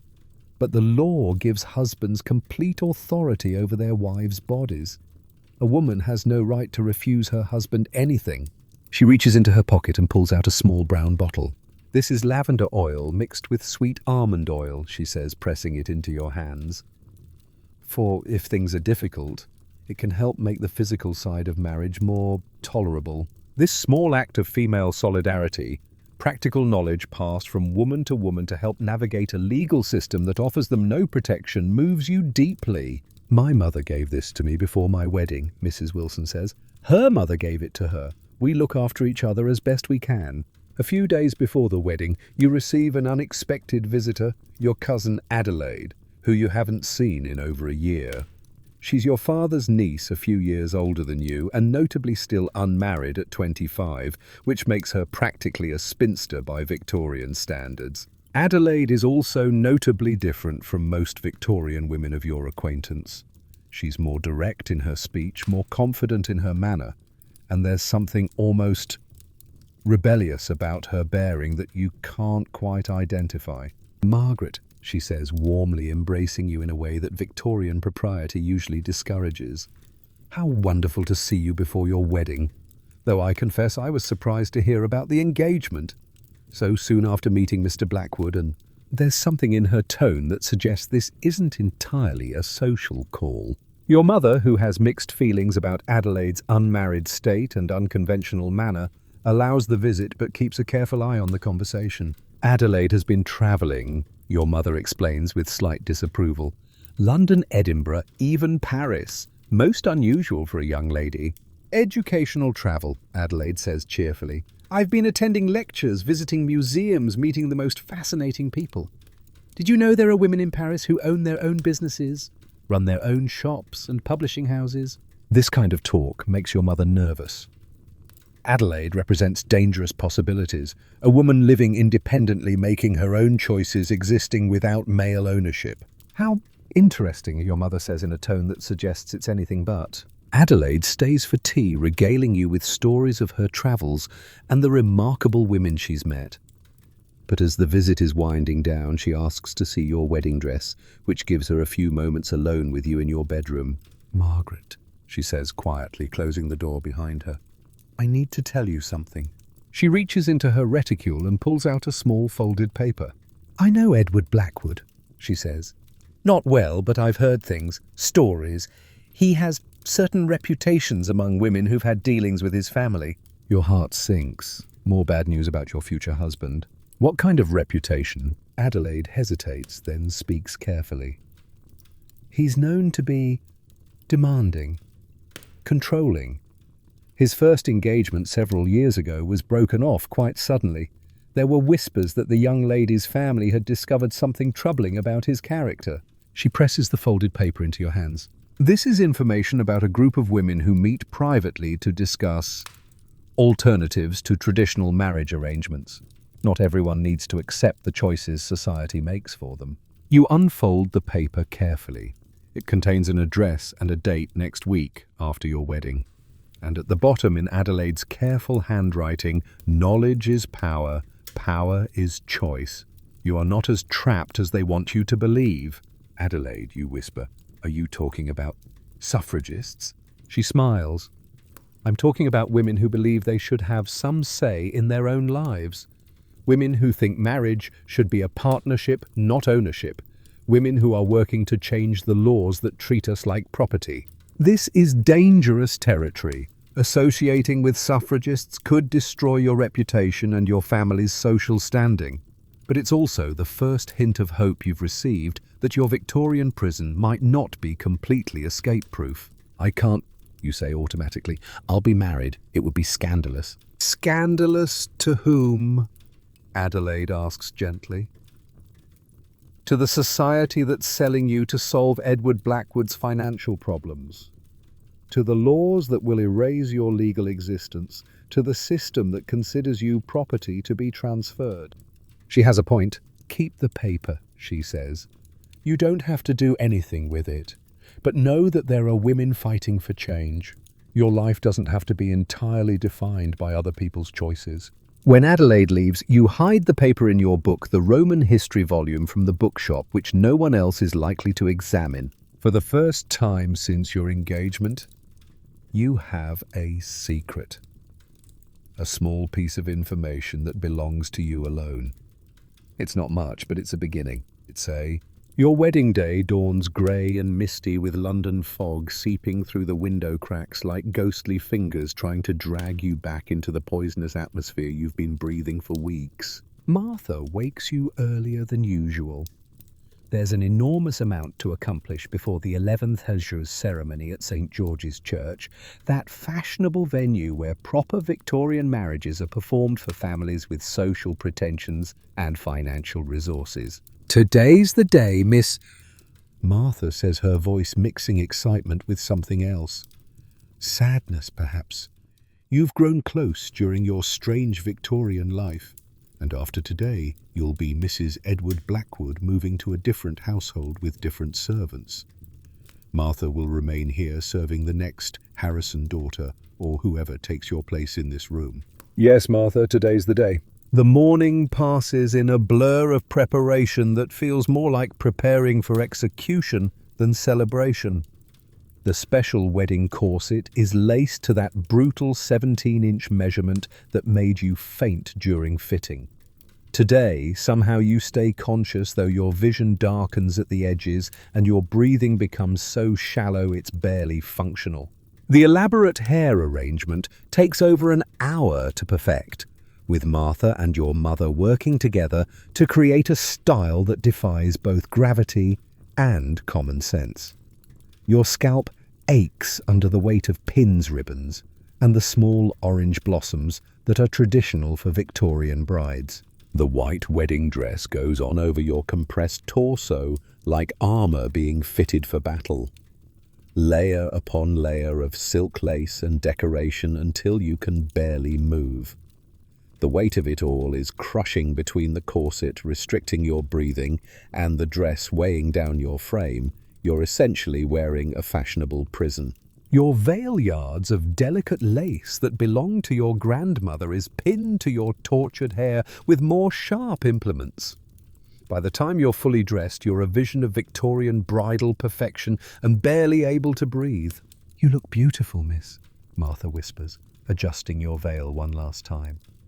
There are tears in her eyes, though, whether from joy or sympathy, you're not sure. Your mother bustles in already dressed in her finest gown, a deep purple silk that demonstrates the family's prosperity while maintaining appropriate maternal dignity. "Oh, Margaret!" she exclaims, her own eyes filling with tears. "You're perfect! Mr. Blackwood will be so pleased." That's the goal, isn't it? Pleasing the man who's about to legally own you. Not your happiness. Not your future fulfillment, but his satisfaction with his acquisition, his faction. The church is packed with people you barely know, distant relatives summoned for the occasion, business associates of your father, and Edward society people whose approval your mother desperately craves. None of them are there for you personally. This is a social and economic transaction dressed up with flowers, hymns, and religious sanctification. The carriage ride to the church passes in a haze of anxiety and restricted breathing. Your father sits beside you, looking pleased with himself for having successfully negotiated your marriage. Your mother frets about your dress, your posture, and whether the flowers will hold up during the ceremony. No one asks how you're feeling or whether you're ready for this enormous change in your life. Your emotional state is irrelevant to the proceedings. At the church, you're bustled into a small room to make final adjustments to your dress and veil. Through the door, you can hear the organ playing and the murmur of voices as guests take their seats. It sounds less like a celebration and more like a business meeting with musical accompaniment. Remember, your mother says one final time, stand straight, speak clearly and smile. This is the most important day of your life. The most important day of your life, the day you cease to exist as an independent person. The music changes and suddenly it's time. Your father offers you his arm and you process down the aisle toward Edward, who waits at the altar looking satisfied rather than joyful. When you reach him, he barely glances at your face. His eyes sweep over you in that same assessing way he's always looked at you, checking that the merchandise is in acceptable condition for the transaction. The ceremony itself is mercifully brief, though every word feels weighted with legal and social significance. The vows love, honor, and obey stick in your throat, but you say them anyway. What choice do you have? When the minister pronounces you man and wife, Edward kisses you perfunctorily on the lips, a quick, cold touch that feels more like sealing a contract than expressing affection. The congregation applauds politely, and just like that, you're no longer Margaret Harrison. You're Mrs. Edward Blackwood, your property, you're legally invisible. The ring on your finger feels heavy and cold, not a symbol of love, but a marker of ownership like a brand on livestock. The wedding breakfast afterward is held at your parents' home, an elaborate reception designed to showcase both families' social positions and seal the business relationship that your marriage represents. You sit beside Edward at the head table, picking at food you're too anxious to eat, accepting congratulations from people whose names you barely remember. Everyone smiles, everyone pretends this is a joyous occasion, everyone carefully avoids acknowledging the reality that you've just been transferred from one man's ownership to another's like a piece of valuable property. The conversation flows around you, business talk between the men, social gossip among the women, family stories that position this marriage as a wonderful success for all concerned. You smile and nod and say the appropriate things while inside you're screaming. Edward makes a brief speech thanking everyone for celebrating this happy union and expressing his pleasure at gaining such an accomplished wife. Not love pleasure at a successful acquisition. Your father responds with remarks about his pride in seeing Margaret settled so advantageously, and his confidence that the Blackwood name will be well served by this alliance. Again, no mention of your happiness or well-being, just satisfaction with the business transaction. As the reception winds down, you notice Martha moving through the crowd with your travelling case. It's almost time to leave with Edward for your wedding trip a week at his family's country estate, where you'll begin your new life as Mrs. Blackwood. The anxiety that's been building all day spikes sharply. Tonight is your wedding night. The night when Edward will claim his marital rights, legal euphemism for sex that you have no right to refuse. You excuse yourself briefly to change from your wedding dress into a travelling outfit. A dark blue wool suit that's fashionable, practical, and somehow feels like mourning clothes for your former self. In your childhood bedroom for the last time, Martha helps you out of the elaborate wedding gown that you'll probably never wear again. Victorian wedding dresses aren't preserved as keepsakes. They're usually dyed and altered for other occasions because they're too expensive to keep for sentiment alone. Mrs. Blackwood, Martha says hesitantly as she helps with the buttons. I've put something in your travelling case, under the night dresses. You look at her questioningly. A small bottle of oil, she whispers, blushing furiously. My mother taught me, for new brides, it can make things easier the first time. Your throat tightens with unexpected emotion. This small act of female solidarity, practical unspoken knowledge, passed from woman to help navigate a system that leaves them vulnerable, touches you deeply. Victorian women help each other survive in whatever small ways they can, sharing information that men either don't know or don't care about. It's a network of quiet resistance against a system designed to isolate and control them. Thank you, Martha, you say impulsively, embracing her and breaking all rules about proper mistress-servant behaviour. After a startled moment, she hugs you back tightly. Be safe, miss, she whispers. Be well. You descend the stairs to where Edward waits, impatient to depart. Your parents and the remaining guests line the hallway to see you off, throwing rice and offering final congratulations and advice. Your mother kisses your cheek, whispering last-minute reminders about being a good wife. Your father shakes Edward's hand, the two men exchanging satisfied looks that make your skin crawl, the look of successful business partners who've completed a profitable transaction.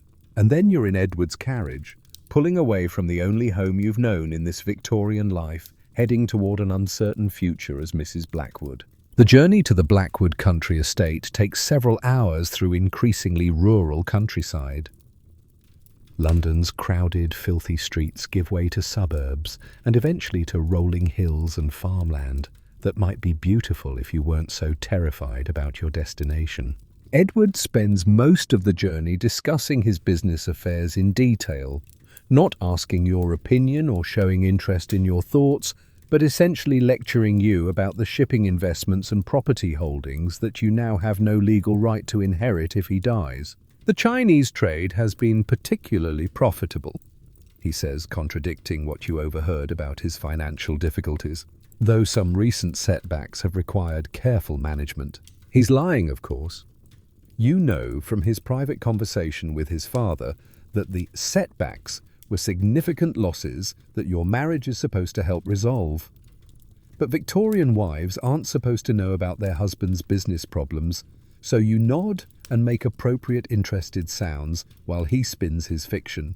As the journey progresses, Edward's demeanour begins to change subtly.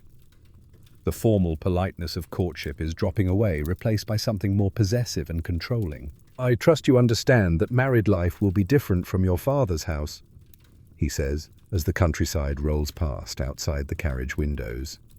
"I have certain expectations of my wife that must be met." There's an edge to his voice that wasn't there during your carefully chaperoned courtship encounters. "I maintain high standards in my household," he continues. "Punctuality, proper dress, appropriate behavior. I won't tolerate the kind of casual management that some men accept from their wives."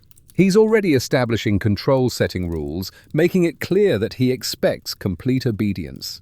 "Of course, Edward," you say, because what else can you say? You legally belong to him now? "Edward," he corrects sharply. "You'll address me as sir in public and when servants are present. Edward is for private moments only." This small power play, controlling even how you're allowed to speak to him, is just the beginning. By the time you arrive at the Blackwood estate, darkness has fallen. The house looms against the night sky like something from a Gothic novel, large, imposing, and somehow threatening in the shadows. Servants emerge to welcome the master and his new bride, lining up with military precision as you step down from the carriage. Their faces are carefully neutral, giving away nothing about what kind of master Edward is, or what you might expect as his wife. Mrs. Foster, the housekeeper, shows you to your rooms, separate but adjoining bedchambers for husband and wife, as is common in wealthy Victorian households. Your belongings have already been unpacked by servants whose efficiency is either admirable or ominous. The bedroom is large and well appointed with heavy furniture and thick curtains that block out most of the light. The enormous bed dominates the room, draped with dark fabrics that make it look less like furniture and more like a stage for whatever's about to happen. "I'll send my lady's maid to help you prepare for bed," Edward says from the connecting doorway between your rooms.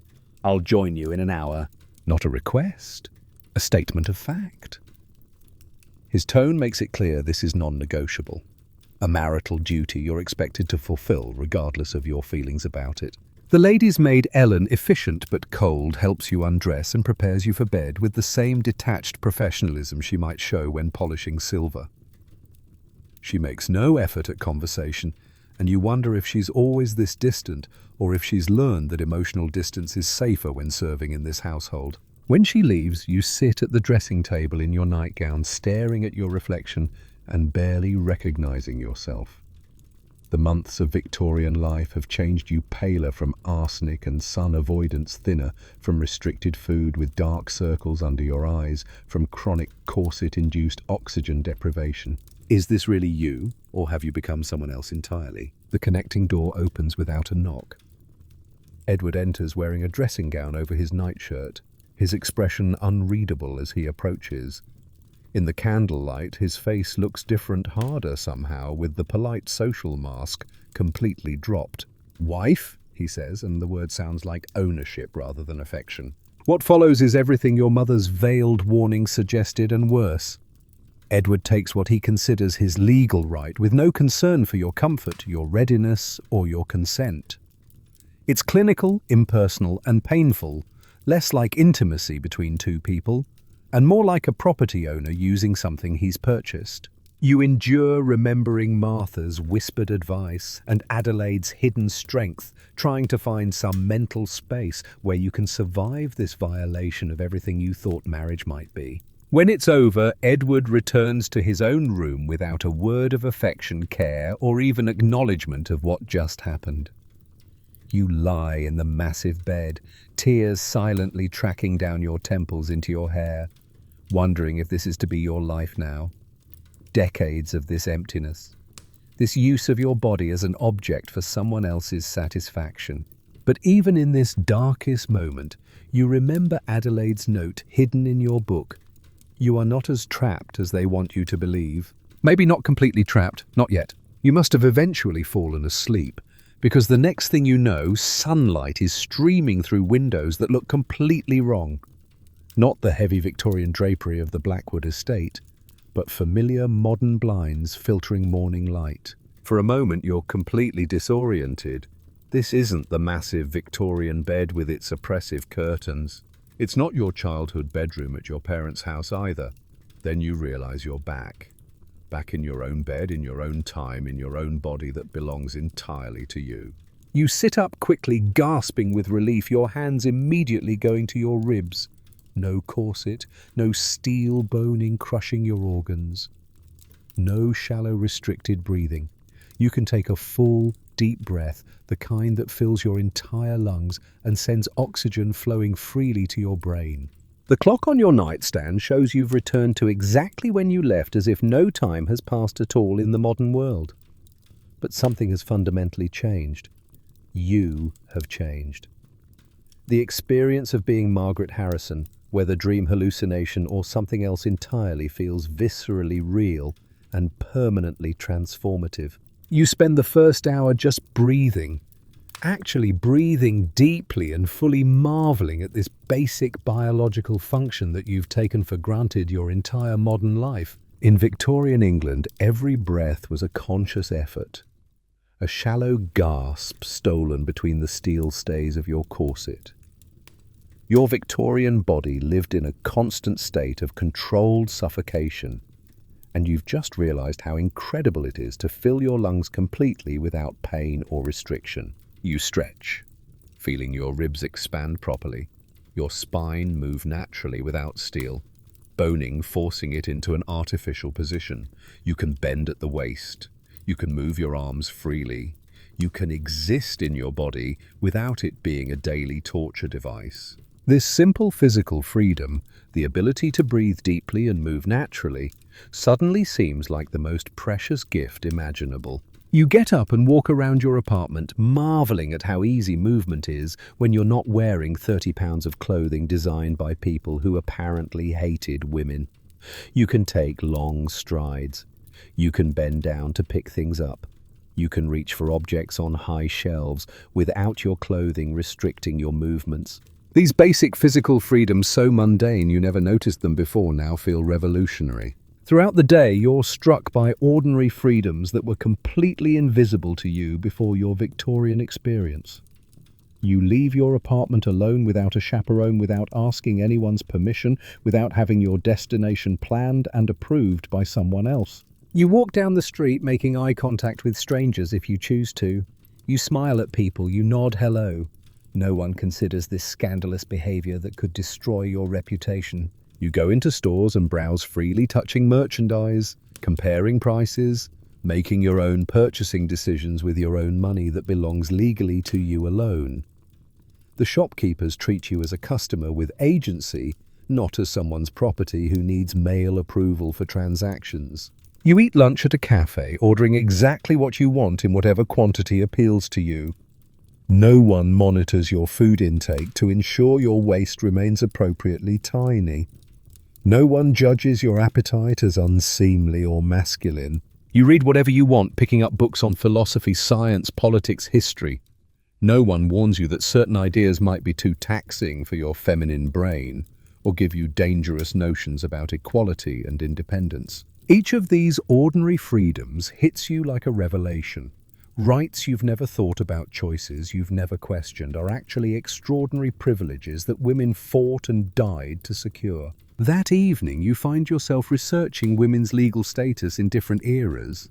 Not the sanitized textbook version, but the harsh realities of legal property status that you've now experienced firsthand. You learn about the Married Women's Property Acts that gradually gave wives the right to own property, control their own earnings, and exist as legal entities separate from their husbands.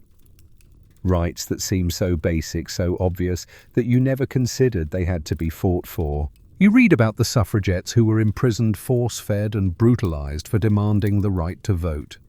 Women who faced social ostracism, family rejection and physical violence for insisting they deserved a voice in the laws that governed their lives. You research the legal battles for reproductive rights, workplace equality and protection from domestic violence. Each advance in women's rights was contested, opposed and won through enormous sacrifice and struggle. The right to divorce abusive husbands. The right to refuse unwanted sex within marriage. The right to keep your own name. The right to open your own bank account. The right to apply for jobs, own businesses, sign contracts. Rights that feel natural and obvious, but are actually recent victories in historical terms. As night falls, you find yourself unexpectedly emotional, thinking about the women whose lives you briefly shared.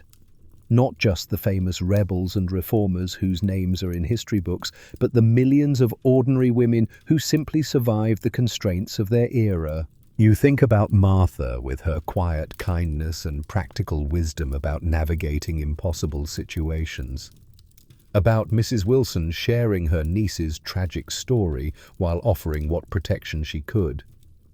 About Adelaide secretly supporting suffragists while maintaining her family connections.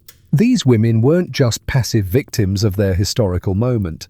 They were active survivors making calculated choices with the limited options available to them, finding agency where they could, building networks of mutual support, creating meaning within constraint. You think about your Victorian mother with that brief glimpse of something like regret when you asked if she'd wanted something different from life. About Charlotte showing you her bruises as a warning. About the factory women enduring dangerous conditions because the alternatives were worse. Each of these women represents a different strategy for surviving in a world designed to limit their possibilities. Some conformed and found what security they could within the system.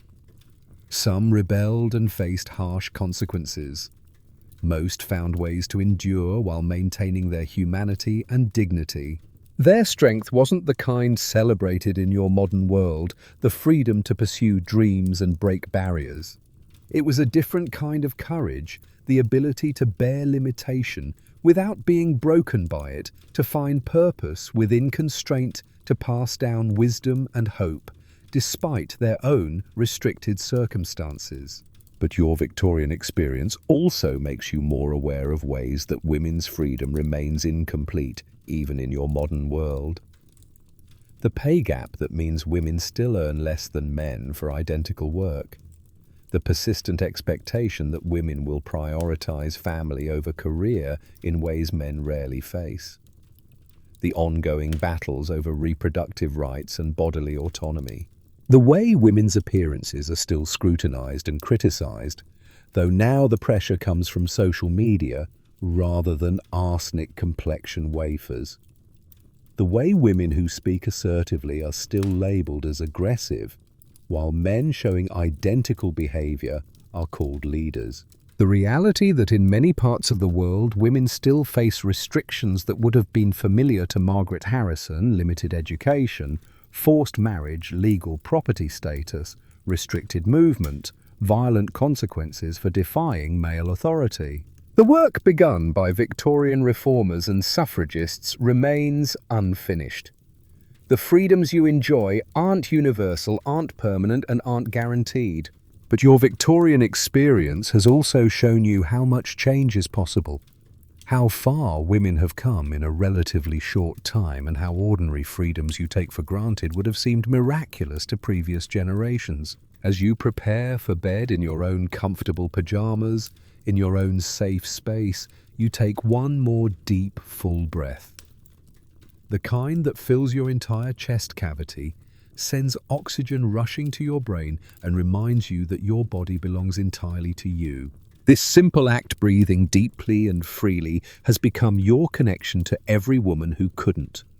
Every Victorian lady laced into a corset, every factory worker breathing toxic air, every woman throughout history whose breath was restricted by clothing law, custom or violence. You breathe for them and for yourself and for all the women still fighting for the right to breathe freely in whatever form that freedom takes. Your modern bed cradles you as consciousness fades.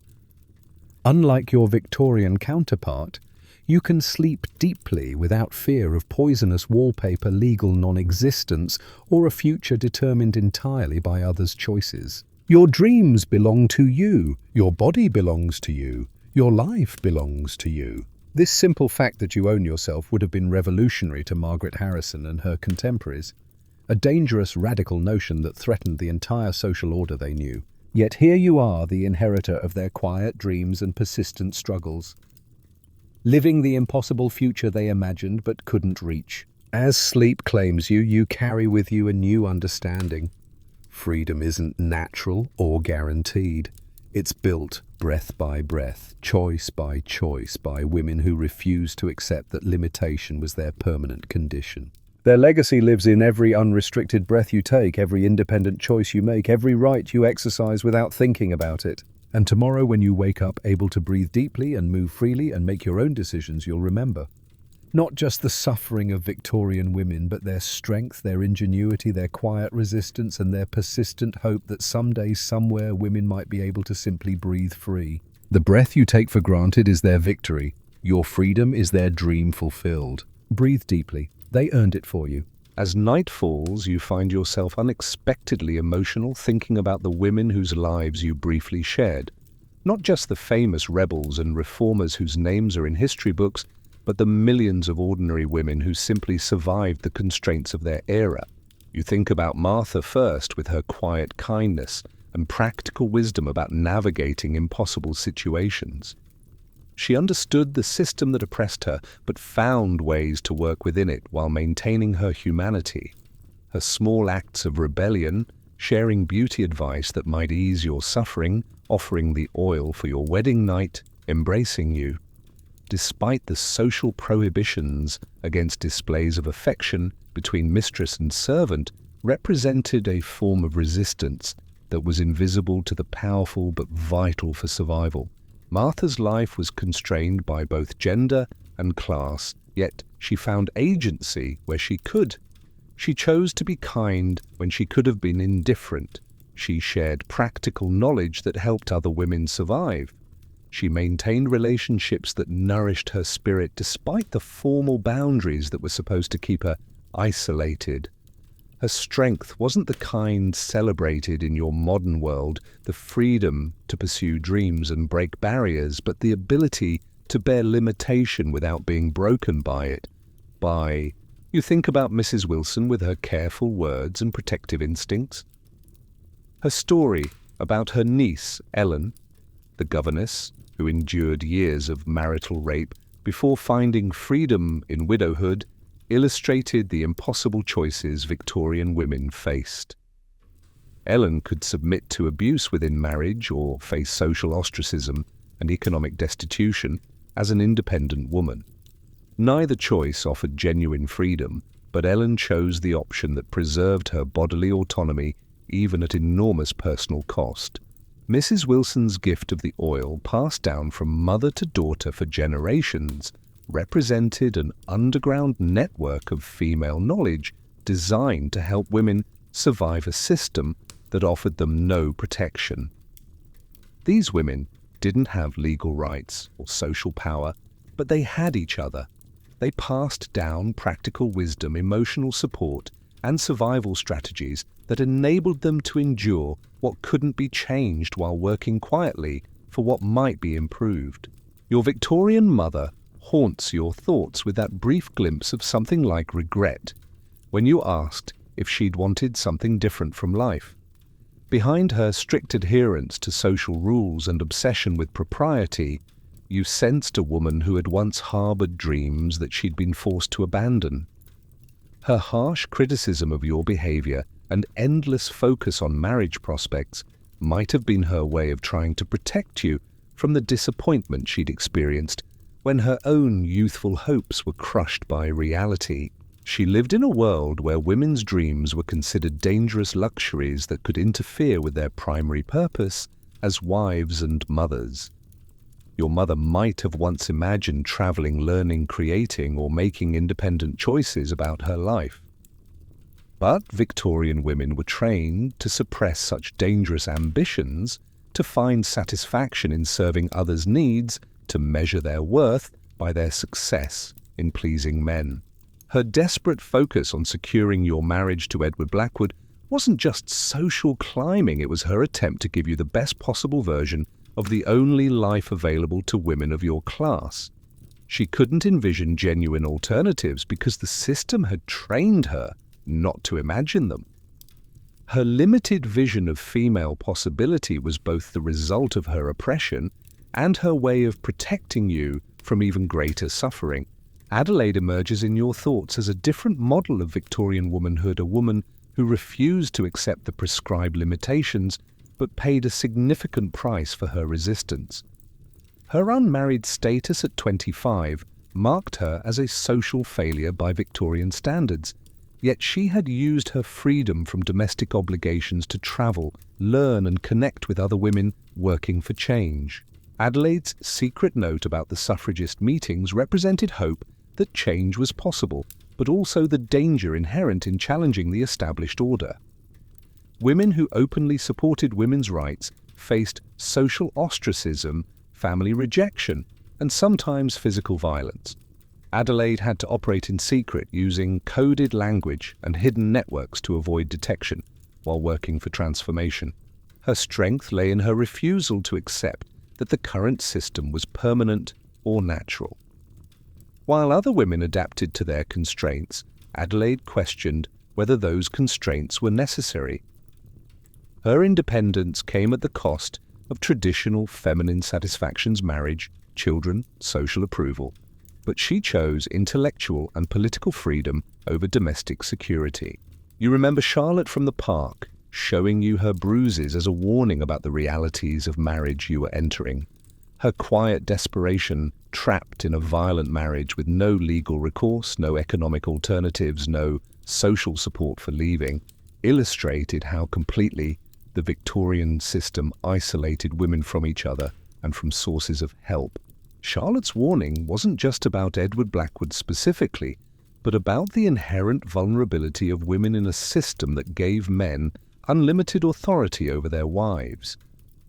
She had learned too late what you were beginning to understand, that Victorian marriage wasn't a romantic partnership, but a legal transfer of ownership that left women completely dependent on their husband's character and goodwill.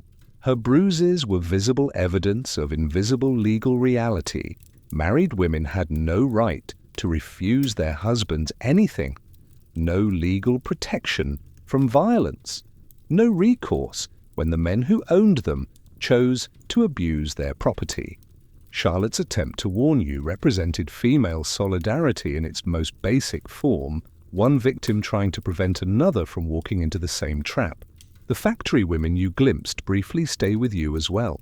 Their lives were constrained not just by gender but by class, facing dangers and hardships that middle-class women like Margaret Harrison could barely imagine.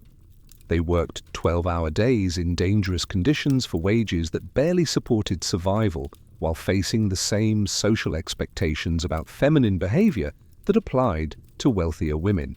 These women couldn't afford the luxury of physical delicacy or mental frailty that characterized upper-class femininity.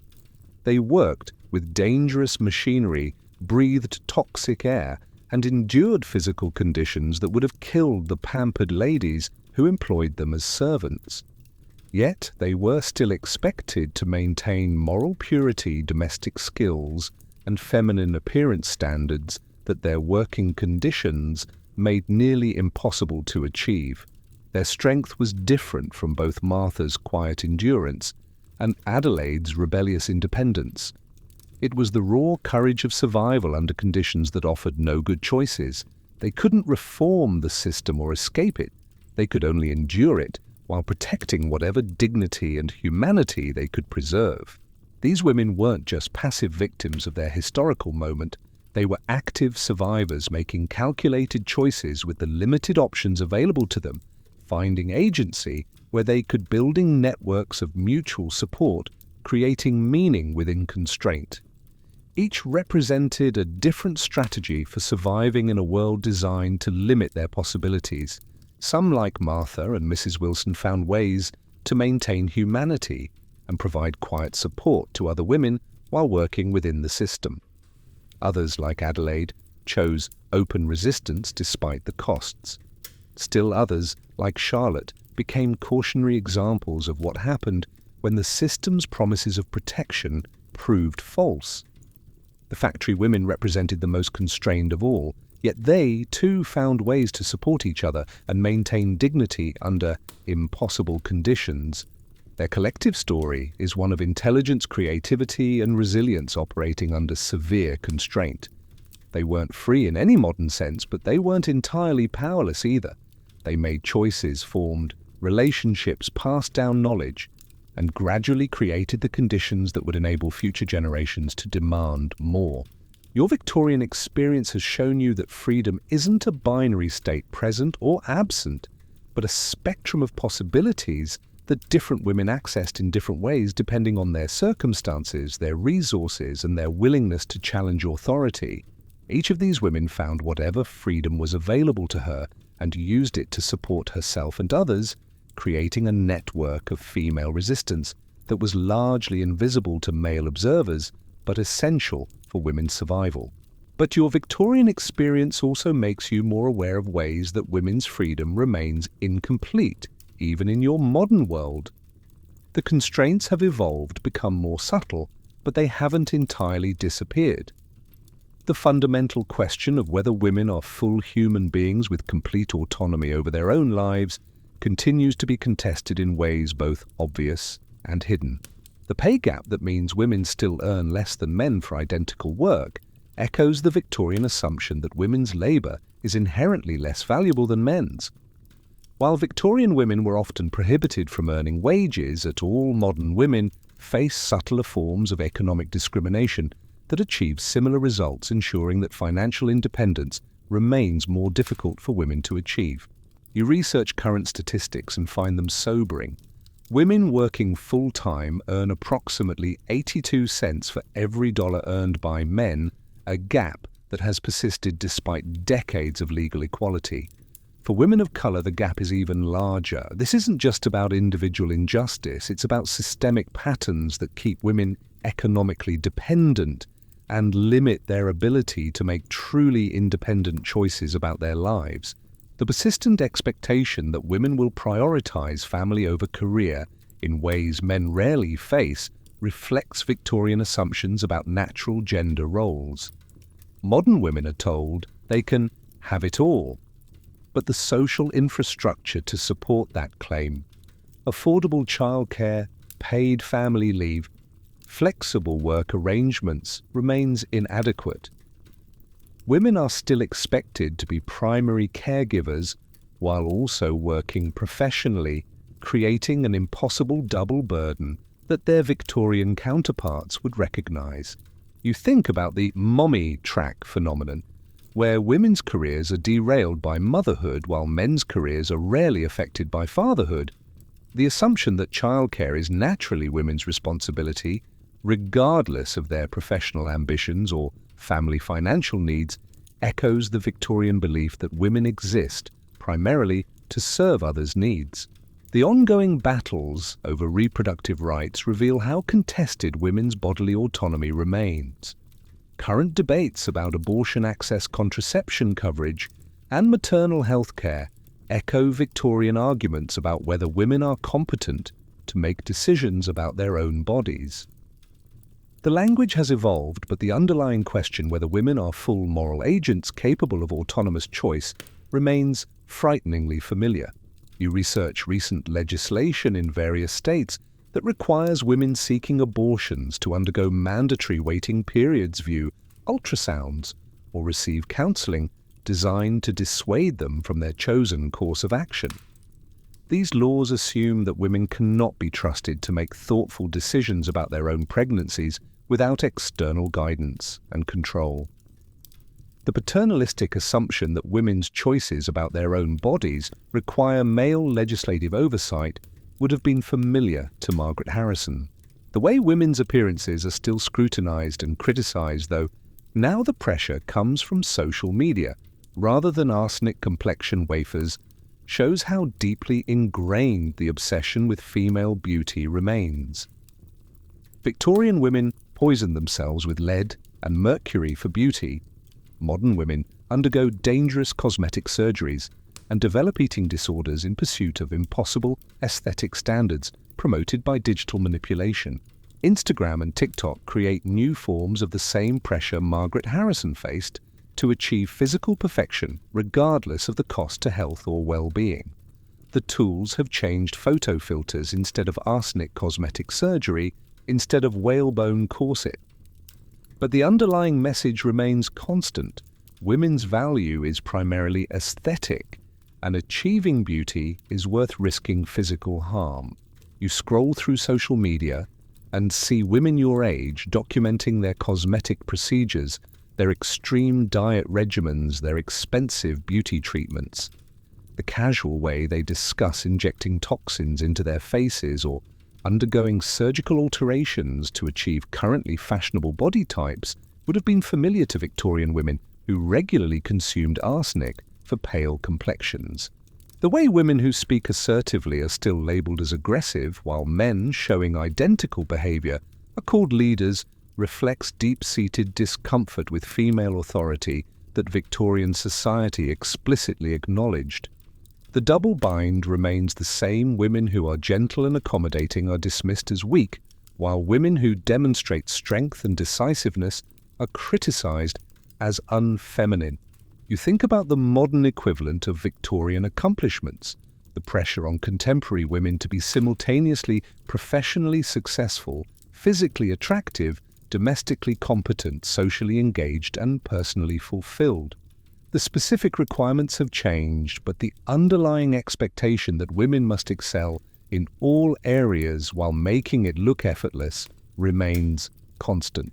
The reality that in many parts of the world women still face restrictions that would have been familiar to Margaret Harrison, limited education, forced marriage, legal property status, restricted movement, violent consequences for defying male authority, reminds you that Victorian attitudes toward women haven't disappeared globally. They've simply been relocated to places where international attention is limited and local resistance is brutally suppressed. You read about honor killings, female genital mutilation, child marriage, educational restrictions, and employment bans that continue to constrain women's lives in various parts of the world. These practices are often justified using the same arguments Victorian society used: traditional values, religious requirements, women's natural limitations, family honor, social stability. The global nature of these restrictions reveals that Victorian attitudes toward women weren't unique to 19th century England, but reflect deeper patterns of patriarchal control that persist across cultures and time periods. The specific mechanisms change, but the underlying desire to control women's bodies, minds, and choices remains remarkably consistent. Even in developed countries with legal equality, subtler forms of constraint persist. The continued prevalence of domestic violence reveals that some men still consider women their property despite legal frameworks that contradict this assumption. The Tuckett Me Too movement exposed how widespread sexual harassment and assault remain, often perpetrated by men in positions of power who assume their status gives them rights over women's bodies. You research statistics about domestic violence and find them disturbingly familiar. 1 in 4 women will experience domestic violence in their lifetime. Domestic violence is the leading cause of injury to women between ages 15 and 44. These numbers represent millions of women living in fear within their own homes, unable to leave because of economic dependence, social isolation, or credible threats of escalated violence. The legal system's response to domestic violence, while dramatically improved from Victorian times, still often fails to protect women adequately. Restraining orders are frequently violated with minimal consequences. Police departments vary widely in their training and response to domestic violence calls. Family courts sometimes award custody to abusive fathers, prioritizing legal precedent over victim safety. The persistence of rape culture, the normalization of sexual violence, and the systematic blaming of victims shows how deeply embedded Victorian attitudes about women's sexuality remain.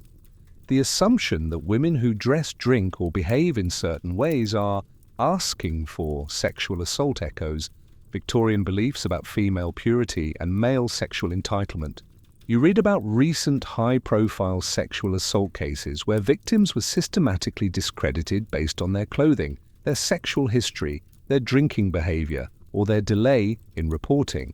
The legal and social mechanisms for protecting male perpetrators at the expense of female victims would have been familiar to Victorian women who had even fewer legal protections and social supports. The technology has changed, but the fundamental dynamics persist. Revenge porn, online harassment, and digital stalking represent new forms of the same controlling behaviors that Victorian men used to constrain women's independence. Social media platforms that allow anonymous harassment and image-based abuse create new tools for the same patriarchal purposes. You think about the ongoing battle for equal representation in leadership positions across industries, governments, and institutions. Despite decades of legal equality, women remain dramatically underrepresented in positions of real power and authority.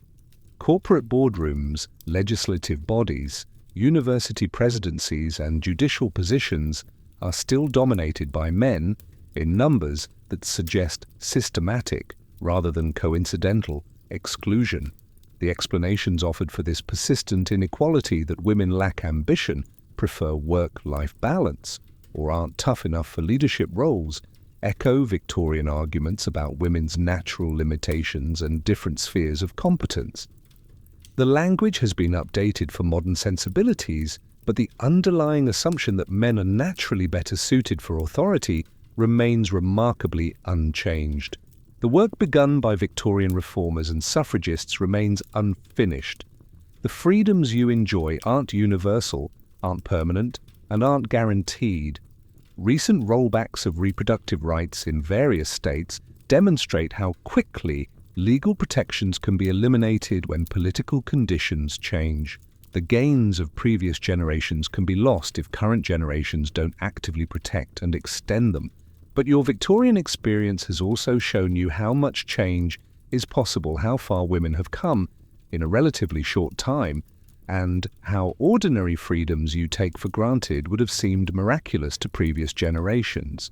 The progress isn't linear or guaranteed, but it's real and substantial. The courage and sacrifice of women like Adelaide Martha, and even Margaret Harrison's tragic mother, created the foundation for the freedoms you now enjoy. As you prepare for bed in your own comfortable pajamas, in your own safe space, you take one more deep, full breath, the kind that fills your entire chest cavity, sends oxygen rushing to your brain, and reminds you that your body belongs entirely to you. This simple act, breathing deeply and freely, has become your connection to every woman who couldn't. Every Victorian lady laced into a corset, every factory worker breathing toxic air, every woman throughout history whose breath was restricted by clothing law, custom, or violence. The breath you draw into your unrestricted lungs carries with it the weight of historical understanding. You breathe for Margaret Harrison, who spent her days gasping for air between steel stays. You breathe for Martha, whose kindness flourished despite her constrained circumstances. You breathe for Mrs. Wilson, sharing survival wisdom passed down through generations of women. You breathe for Adelaide, risking social ostracism to work for change. You breathe for Charlotte, trapped in a violent marriage with no escape. You breathe for the factory women whose daily labor in toxic conditions slowly poisoned their bodies while their wages barely sustained their lives. But you also breathe with awareness of how recently this freedom was won and how fragile it remains. Each full breath is a privilege earned through the sacrifice of women who came before you, women who challenged laws and customs that seemed permanent, and natural women who endured imprisonment, violence, and social ostracism to create possibilities they would never personally enjoy. The oxygen flowing freely through your body carries the dreams of women who could barely breathe, literally and metaphorically.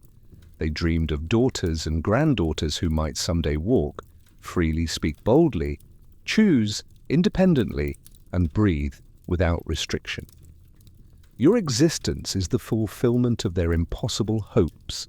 You think about the profound transformation that occurred not just in your Victorian experience, but in your understanding of your own modern life. Before you moved through your daily routines unconscious of the hundreds of small freedoms that structure your existence, you woke up when you chose, dressed in clothes that prioritize comfort and personal expression, left your home without permission or escort, made independent financial decisions, expressed opinions without fear of violent retribution. These ordinary acts now seem miraculous, not because they require extraordinary ability, but because they represent the cumulative victory of countless women who refused to accept that limitation was their permanent condition. Every mundane choice you make without thinking what to eat, where to go, how to spend your time, whether to speak or remain silent, was once prohibited, dangerous, or impossible for women. Your modern bed cradles you as consciousness begins to fade its comfort, a stark contrast to the lumpy, cold straw mattress where Margaret Harrison spent her nights. Unlike your Victorian counterpart, you can sleep deeply without fear of poisonous wallpaper slowly filling your lungs with arsenic. You don't have to wake up to the prospect of lacing yourself into an instrument of torture, applying toxic cosmetics, or pretending that your husband's ownership of your body is romantic rather than legal rape. Your dreams belong to you. Your body belongs to you. Your life belongs to you. This simple fact that you own yourself would have been revolutionary to Margaret Harrison and her contemporaries. A dangerous, radical notion that threatened the entire social order they knew. The legal doctrine of coverture that governed Margaret's existence declared that married women had no independent legal identity. They couldn't own property, sign contracts, control their earnings, or make decisions about their own children. They existed legally only as extensions of their husband's identity. Your ability to sign a lease, open a bank account, or make medical decisions about your own body represents a fundamental shift in how society understands women's humanity. Yet here you are, the inheritor of their quiet dreams and persistent struggles, living the impossible future they imagined but couldn't reach. Your existence proves that change is possible, that systems that seem permanent and natural can be transformed, that the courage of individuals can accumulate into social revolution. But the weight of this inheritance brings responsibility as well as freedom. The women who won these rights for you did so believing that future generations would protect and extend their gains. They sacrificed immediate comfort and security for long-term progress, trusting that their daughters and granddaughters would continue the work they began. Your Victorian experience has shown you that progress isn't inevitable or permanent. The freedoms you enjoy were won through specific struggles by particular women who made conscious choices to challenge authority despite enormous personal cost. Those same freedoms can be lost if future generations take them for granted or fail to defend them when they're threatened. The corset that compressed Margaret Harrison's ribs and restricted her breathing was maintained through social pressure as much as physical force. Women policed each other's conformity to restrictive standards, competing for male approval rather than supporting each other's liberation. The system persisted because its victims were taught to see their constraints as natural, beautiful, and morally necessary. Modern women face similar pressures to self-police their behavior, appearance, and ambitions to meet social expectations that limit their possibilities. The tools have evolved: social media instead of corsets, economic pressure instead of legal prohibition, but the underlying dynamic remains familiar. Women are still encouraged to compete with each other for limited resources and male approval, rather than working together to expand opportunities for all.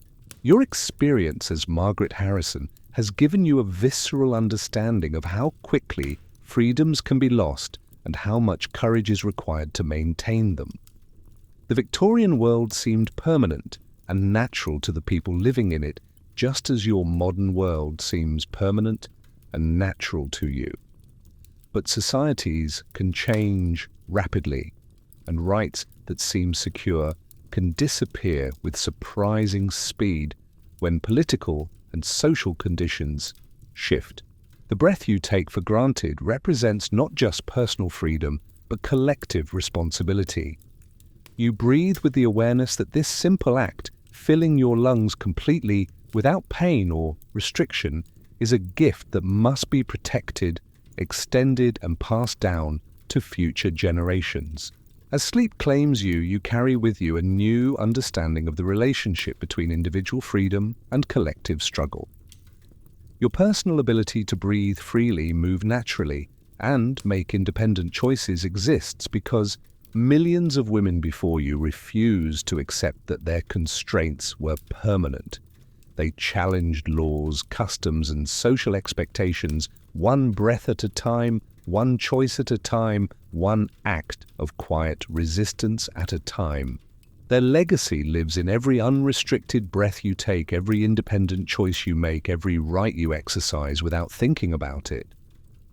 But that legacy also demands that you remember their sacrifice, protect their gains, and continue their work in whatever form it takes in your own historical moment.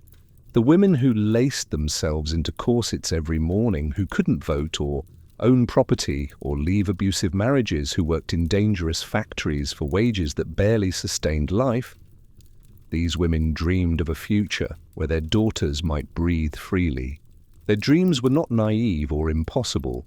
They were prophetic visions of the world you now inhabit. Your freedom is their dream fulfilled. Your breath is their victory. Your life is their legacy. But the story doesn't end with you. Just as Margaret Harrison's constrained breath ultimately contributed to your freedom to breathe deeply, your choices and actions will determine what freedoms future generations inherit. The women who come after you, your daughters, granddaughters, and the daughters of women you'll never meet, will breathe the air you help to clear, enjoy the rights you help to protect, and dream the dreams your courage makes possible. The Victorian women who inspired the suffrage movement often spoke of working for changes they would never live to see. They planted trees in whose shade they would never rest, built foundations for buildings they would never occupy, fought battles whose victories they would never fully enjoy. Their vision extended beyond their own limited lifespans to imagine a future where women might be truly free. That future, your present, is both the fulfillment of their dreams and the beginning of new possibilities they couldn't have imagined. Your responsibility is to breathe deeply enough, think clearly enough, and act courageously enough to continue expanding the definition of human freedom for the women who will come after you. Each breath you take in freedom honors their memory. Each choice you make in confidence uses the tools they created. Each dream you pursue builds on the foundation they laid. And each act of resistance to remaining limitations continues the work they began. Their legacy is not just the rights you enjoy, but the understanding that change is possible, that courage is contagious, and that the impossible dreams of one generation can become the ordinary reality of the next. Breathe deeply. They earned it for you, and now it's your turn to earn it for others. The breath that fills your lungs as you drift towards sleep carries with it the dreams of women past and the possibilities of women future. In this moment, you are the bridge between their sacrifice and tomorrow's freedom, between the constrained gasps of Victorian women and the full, free breathing of generations yet to come. Their breath, restricted and painful, purchased your freedom to breathe without thinking about it. Your breath, deep and easy, will help determine whether future women inherit even greater freedom or watch their gains disappear. In the end, it all comes down to breath, the simple, essential act of drawing life into your body and releasing it into the world. For Margaret Harrison, it was a daily struggle. For you, it's a gift. For women not yet born, it will be whatever you make it. Breathe for them all, past, present, and future. The breath that connects you to every woman who ever lived, who ever struggled, who ever dreamed of a world where women might simply be allowed to exist as full human beings. Their victory lives in your lungs. Their dreams expand with every breath you take. Their courage flows through your bloodstream with every beat of your unrestricted heart. This is their gift to you, your freedom to breathe, to choose, to dream, to be. Use it well.